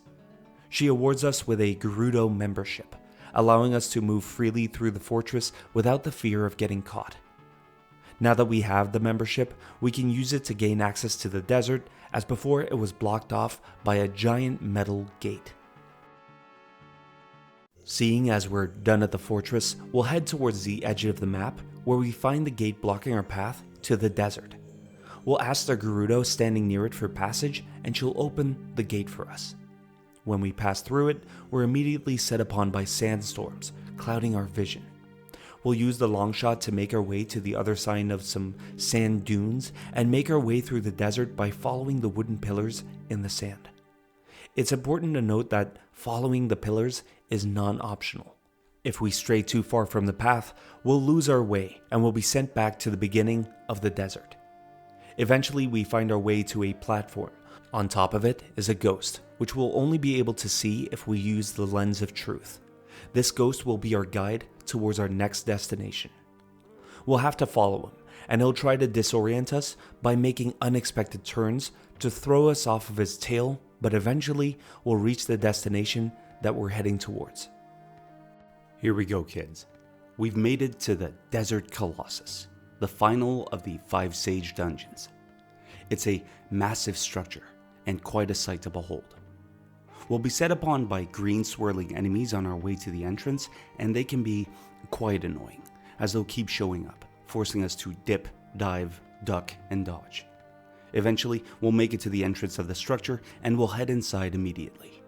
We'll search around, but unfortunately, there's no way of progressing through the dungeon as it is right now. At the entrance, there are 2 snake-shaped tablets, who tell us that if we want to progress through the dungeon, we'll have to do so while our heart bears the innocence of a child. Unfortunately, that means we can't do anything here right now, and we'll head outside, where we'll meet up once again with Sheik. He confirms to us what we learned from the stone tablets near the entrance. We'll have to return to the Temple of Time and revert back to our child form before we head back into the temple. Sheik then teaches us the final song with which we can return to the Desert Colossus, saving us the trip through the desert again. We'll warp back to the Temple of Time, put the Master Sword back into the pedestal, reverting to our child form before we warp back immediately to the Desert Colossus. Inside of the temple this time, not much has changed, except for a mysterious woman named Nabooru being there as well. She asks us if we're part of Ganondorf's minions, and it shows from the conversation that she's not a fan of the Gerudo King. In fact, Nabooru is actively trying to stop Ganondorf, and to do that, she needs an item that can be found in the dungeon. Alas for her, just like the issue we had as an adult, there's no way for her to progress through the temple right now. She recruits us to help her out in exchange for doing something good for us later, and we'll head inside of the crawl space to find the item in the dungeon for her. The Desert Colossus was a beautiful sight to behold, as it is heavily influenced by ancient Middle Eastern architecture. We'll progress through it, and eventually we'll fight an enemy called the Iron Knuckle, a hulking brute clad in heavy armor. The Iron Knuckle can deal a ton of damage with his great axe, so we'll have to be mobile in order to dodge his strikes. After a few of our own hits connect, part of his armor will fall off. This will make the Iron Knuckle able to run, making fighting them a little bit trickier as some of their attacks can come out of nowhere after their running animation is done. The Iron Knuckles aren't difficult per se. They're very limited in their attack routines, and their strikes offer a lot of opportunity for counters if you know how they fight. Eventually, after a few more strikes, the hulking metal giant will fall, and we're able to make it to the last part of this temple. We go through the doorway and make our way outside, where we're greeted by one of the things we like to see most in dungeons, a large chest. We open it and find the silver gauntlets inside. These gauntlets were the thing that Noboru was looking for, and they're too big for a kid to wear. Apparently, they fill the user with power and allows them to push heavy objects. We'll have to get down again to hand it over to Noboru, but we're suddenly alerted by a scream. We look down from our location on the Desert Colossus and see that Noboru is being set upon by two witches who are apparently in league with Ganondorf. Noboru disappears into a void, and we're left without someone to give the gauntlets to. Seeing as there's nothing we can do here right now, we'll warp back to the Temple of Time and pull the Master Sword again, bringing us back to the future. Great Scott. We head off to the desert again, with a speed well in excess of 88 miles an hour, and make our way inside of the temple once more. Now that we are back in our older form, we're able to equip the silver gauntlets, and this lets us push the block on the other side of the entrance and progress further through the temple. I like the duality that this temple implies. It's impossible for any one person to make their way through this one on their own, as they'll need to be a child to progress through the first part and an adult to make it past the second part. Eventually, we'll reach the top part of the temple again, but on the other side. We find another large chest, and this time we're rewarded with the Mirror Shield. The Mirror Shield will be integral to completing the temple, as there will be several light-based puzzles which we can only solve by reflecting light with the shield. Aside from this, it functions almost exactly as the Hylian shield we've been using before. We'll make our way to the large statue in the central room once more, and we can use the light to make its face crumble, allowing us access to the boss room at the end. When we get there, we see the two witches, Kotake and Kome, working on another iron knuckle. They suddenly fly off, and we're faced with a new one of these enemies. Luckily for us, this time we're an adult, and we have the Master Sword at our disposal now, so we're able to dish out a lot more damage quickly. When the behemoth falls, we notice that there is a person inside, as the armor falls off of them. It turns out the witches had changed Noboru into one of their underlings. Kotake and Kome reappear, and once again summon a portal that makes Noboru disappear right in front of our eyes. The witches then retreat further into the dungeon, and it seems we're going to have to fight one more boss battle before all of this is over. We climb up the platform in this room and run to the middle of it. As soon as we do, Kotake and Kome will emerge from two portals, each getting ready to do battle with us. These are the dual bosses of the Spirit Temple, the Sorceress Sisters Twinrova. These witches are masters of dark sorcery, and each is skilled in harnessing a different element. Kotake will use ice magic while Kome is skillful with fire. Defeating them is a little tricky. When Kome throws fire at us, we bring out the Mirror Shield and try to deflect the fire so that it strikes Kotake, and vice versa. This is one of the few battles where Z targeting will actually work against us, as we need the flexibility of the shield's movement without Z targeting to hit one of the witches with the opposite element. After a few times of hitting them with each other's spells, they'll pull a Dragon Ball move on us and show us their final form. They merge together and form Twinrova, which changes the way in which we'll have to attack them again. Instead of just reflecting their attack immediately, Twinrova's attacks will now charge up the reflect from our shield. We'll need 3 attacks in order to counter, and we'll have to watch closely to see which ones she'll use. If she uses a fire attack, we'll have to make sure that we only block fire attacks from then on, as blocking an ice attack will reset the counter on the Mirror Shield. When the shield is sufficiently charged, it will emit a wave of energy in the element we charged it with and hit Twinrova. We can then unleash a flurry of strikes on her until eventually, just like the bosses before her, she goes down. Twinrova will split back into Kotake and Kome. The two sisters plan to attack us once again, but they've died without themselves realizing it. Suddenly, a bright blue light envelops the sisters and halos appear over their heads. When they realize they're dead, they get into a fight over their ages, all while rising up into the heavens. As the light fades, they swear their revenge on us for killing them. After listening to the witch's argument, we can collect the last heart container of the dungeons in the game and warp out of the Spirit Temple. When we get to the Chamber of Sages, we're greeted by Naboru. She tells us she didn't expect to become the Sage of Spirit, but that she's happy that she can assist in us bringing the fight to Ganondorf. She laments that she isn't able to keep the promise that she made all those years ago, but eventually she awards us with the Spirit Medallion, the final one that we need before we head towards the final showdown with Ganondorf. We warp out and we're immediately contacted by Rauru, who tells us to come to the Temple of Time. We arrive at the temple and are greeted by Sheik. Unlike the last times, Sheik is not here to teach us a song. Instead, he's here to give us more insight on what happened after we initially pulled the Master Sword from its resting place. Apparently, when Ganondorf gained access to the Sacred Realm and tried to get hold of the Triforce, his heart was imbalanced, which caused the Triforce to split up into three parts: the Triforce of Power, the Triforce of Wisdom, and the Triforce of Courage. These three parts then split up and searched out owners who would best represent their respective aspects. Ganondorf gained the Triforce of Power and used it in his conquest of Hyrule during our 7-year absence, while we apparently have hold of the Triforce of Courage. Ganondorf's goal is to assemble all three pieces of the Triforce so he can finally make his wish. This means the Triforce of Wisdom is still missing.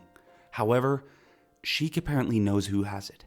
The Triforce symbol lights up on his hand, and it turns out that Sheik was Princess Zelda in disguise all along. Zelda reveals that she wanted to help us on our journey because it was her fault for causing everything to happen, and that she is the 7th Sage, the one destined to become the leader of the 6 Sages.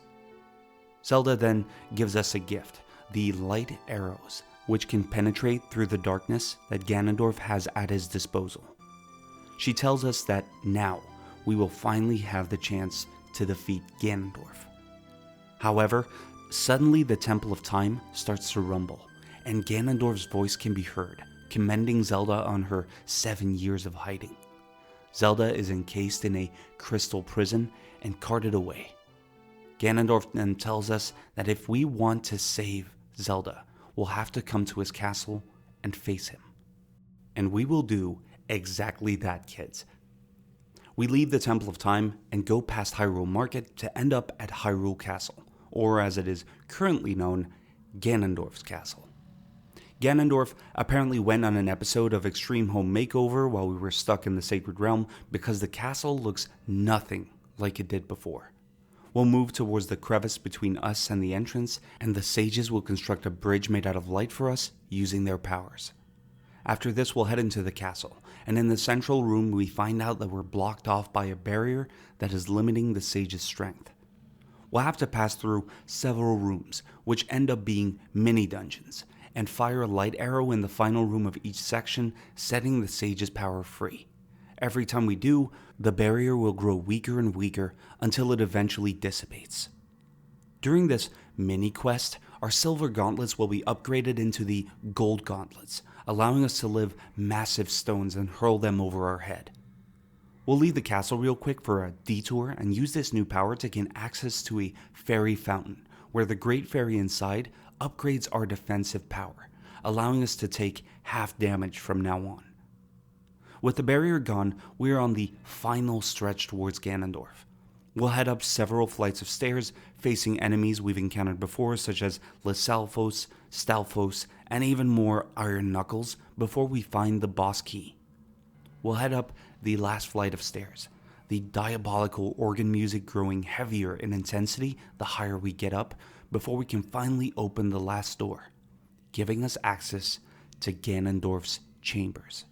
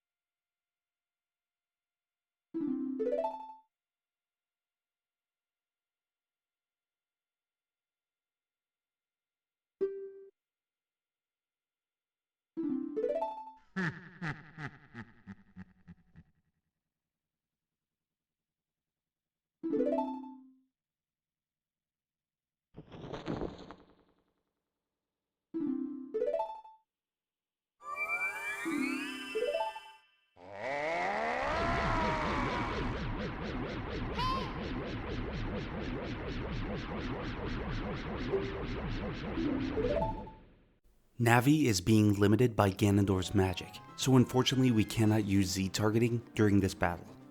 If we remember the fight with Phantom Ganon in the Forest Temple, we'll know exactly what to do. We use our sword to deflect Ganondorf's magic back at him, and after a few volleys, he'll get hit by his own magic and will be stunned. At this point, we'll have to shoot him with a light arrow, and jump over to him before giving him a piece of the good old Master Sword. From time to time, Ganondorf will charge up for a devastating attack, in which he will let out several streams of magic that will shoot towards us. To be fair, sometimes I'll manage to dodge it and sometimes I'll get hit. It's just something we'll have to deal with for now. This attack also has another downside for us, as when it connects, it will make parts of the flooring drop down, limiting our options for movement. That's pretty much how the entire fight goes. And after having almost a literal Grand Slam tournament with Ganondorf, we will administer the final strike to him. Ganondorf shouts and curses before he finally drops down to his knees, letting out one more powerful yell before he seemingly dies. Zelda is let free of her prison and takes a look at our fallen foe before she's interrupted by a sudden rumble. It turns out that with his last strength, Ganondorf has damaged the castle to a degree where it will collapse in a matter of minutes in an effort to kill us.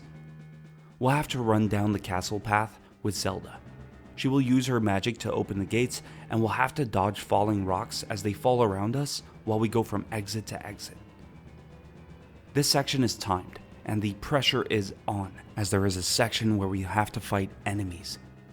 With only seconds left to spare, we will finally make it out of the castle alive.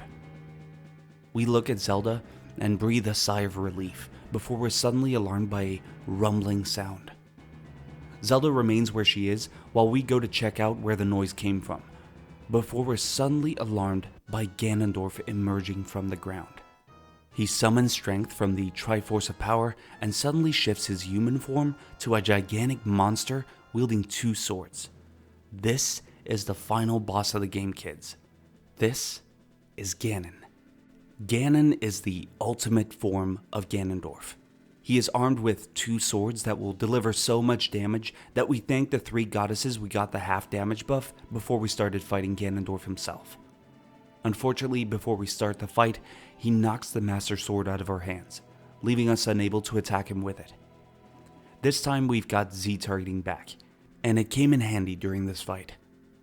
We'll attack Ganon with the light arrows, which leaves him stunned. Doing this makes his tail drop, which is vulnerable to an attack from either the hook shot or the Megaton hammer. We really have to look at the way Ganon moves. He's slow, but his damage once again is nothing to laugh at. After we've hit him enough times, the flames surrounding the arena will dissipate and we'll finally get the chance to rearm ourselves. Once he's down, we'll run over to Zelda and get the Master Sword back. We'll then run over to Ganon and attack him as much as we can before he gets up. After this, we'll have to repeat the same tactic as before until Ganon eventually drops down a second time. Zelda will use her magic to keep Ganon in place and tells us to give him the final blow. This is it, kids. We run up to the monster and administer the final attack. Now that we've struck down Ganon, Zelda will call on the 6 sages, who seal Ganondorf into the void of the evil realm. Ganondorf vows once the seal on him is broken, and as long as he has the Triforce of Power, he will kill our descendants. Zelda then shows her gratitude to Link and thanks him for restoring peace to Hyrule. She also apologizes for causing all of what has happened, because she did not know as a child what the consequences would be. She then asks us to lay the Master Sword to rest, closing the door of time, and to give the Ocarina of Time to her so we can be brought back to our own time where we belong, so we can live through our youth like we should have. She then tells us that we will have to say goodbye once peace is restored to Hyrule, because once the Master Sword shuts the door of time, the ability to travel between the two time periods will stop, leaving us stuck in the timeline we were in as a child.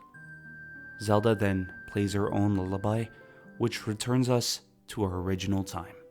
This brings us to the ending of the game, and it starts off on a happy note. Initially, we'll be greeted with views of places throughout the game that we visited before we finally see most of the characters partying at Lon Lon Ranch. It seems even Ingo and Talon have made up, and overall, everyone seems to be happy. Everyone except King Zora and Mido.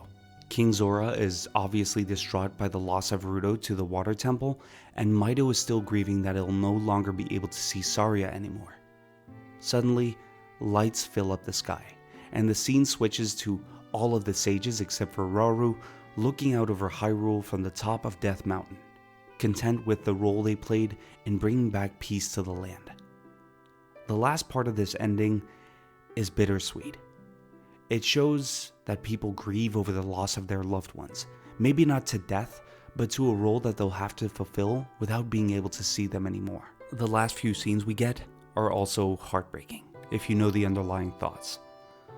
We return the Master Sword to the pedestal, and Navi flies off, as she feels we no longer need her, our mind being one of an adult right now. At this point, we've essentially said goodbye to our time as a Kokiri, and we leave our initial family behind. And that's the end of Ocarina of Time, kids. It's been a blast to dust off this classic again and to play through it from beginning to end. Even after all these years, the game is an all-time classic. As it gets older, it's showing some issues that are growing more annoying with time. The Water Temple is an all-time annoying temple and shows some of the less great design choices at the time. But keep in mind, this was 1998, and a lot of the issues that the N64 version had were subsequently fixed in the Nintendo 3DS release that came out in 2011. As of now, the 3DS version is absolutely the definitive version, but there's still something special about booting up the old N64 game again. Ocarina of Time is often heralded as the greatest game of all time. For the last decades, I can see why, because for the time when it was released, it was ahead by who knows how many years. Its development in Z-targeting, like I said before, has been some of the groundwork in targeting systems in adventure games to this day, and for a game that has had this much influence in a genre, I feel it deserves this place until the next groundbreaking game ever comes along, if it ever does. For me though, it'll always be the game that I spent so much time on during those dark winter months, playing away on my old TV in my room even after I had moved on to newer consoles. It's the first game I ever bought with my own money, and even after all these years, and God knows how many moves, I've still saved the box that the game originally came in. Now, I think if you're familiar with Ocarina of Time, you'll have noticed that I haven't done a lot of the side missions. There's a reason for that. I can probably make a whole separate video on side content, such as trying to beat the Running Man or obtaining the Big Goron Sword, but fact of the matter is that there is a plethora of content like that on YouTube already. The game's side content has been analyzed to death, and for me, the idea is to bring you back to how I experienced the game in my first run, all those years ago. It's a classic, and for years to come, it will remain so. Maybe you agree with me, maybe you don't. I'd love to know what you all think, so definitely let me know in the comments what you think, and I look forward to hearing from you all. If you'd like to support what I do, be sure to like the video, and if you want to get a notification when I post a new video, hit that subscribe button. You don't have to, but I would appreciate it if you did. As for now, kids, I'm going to be working on my next one. If you have any other games that you'd like to see, definitely let me know, and I'll see if I have it in my library. As for now, kids, I'll see you later. Take care.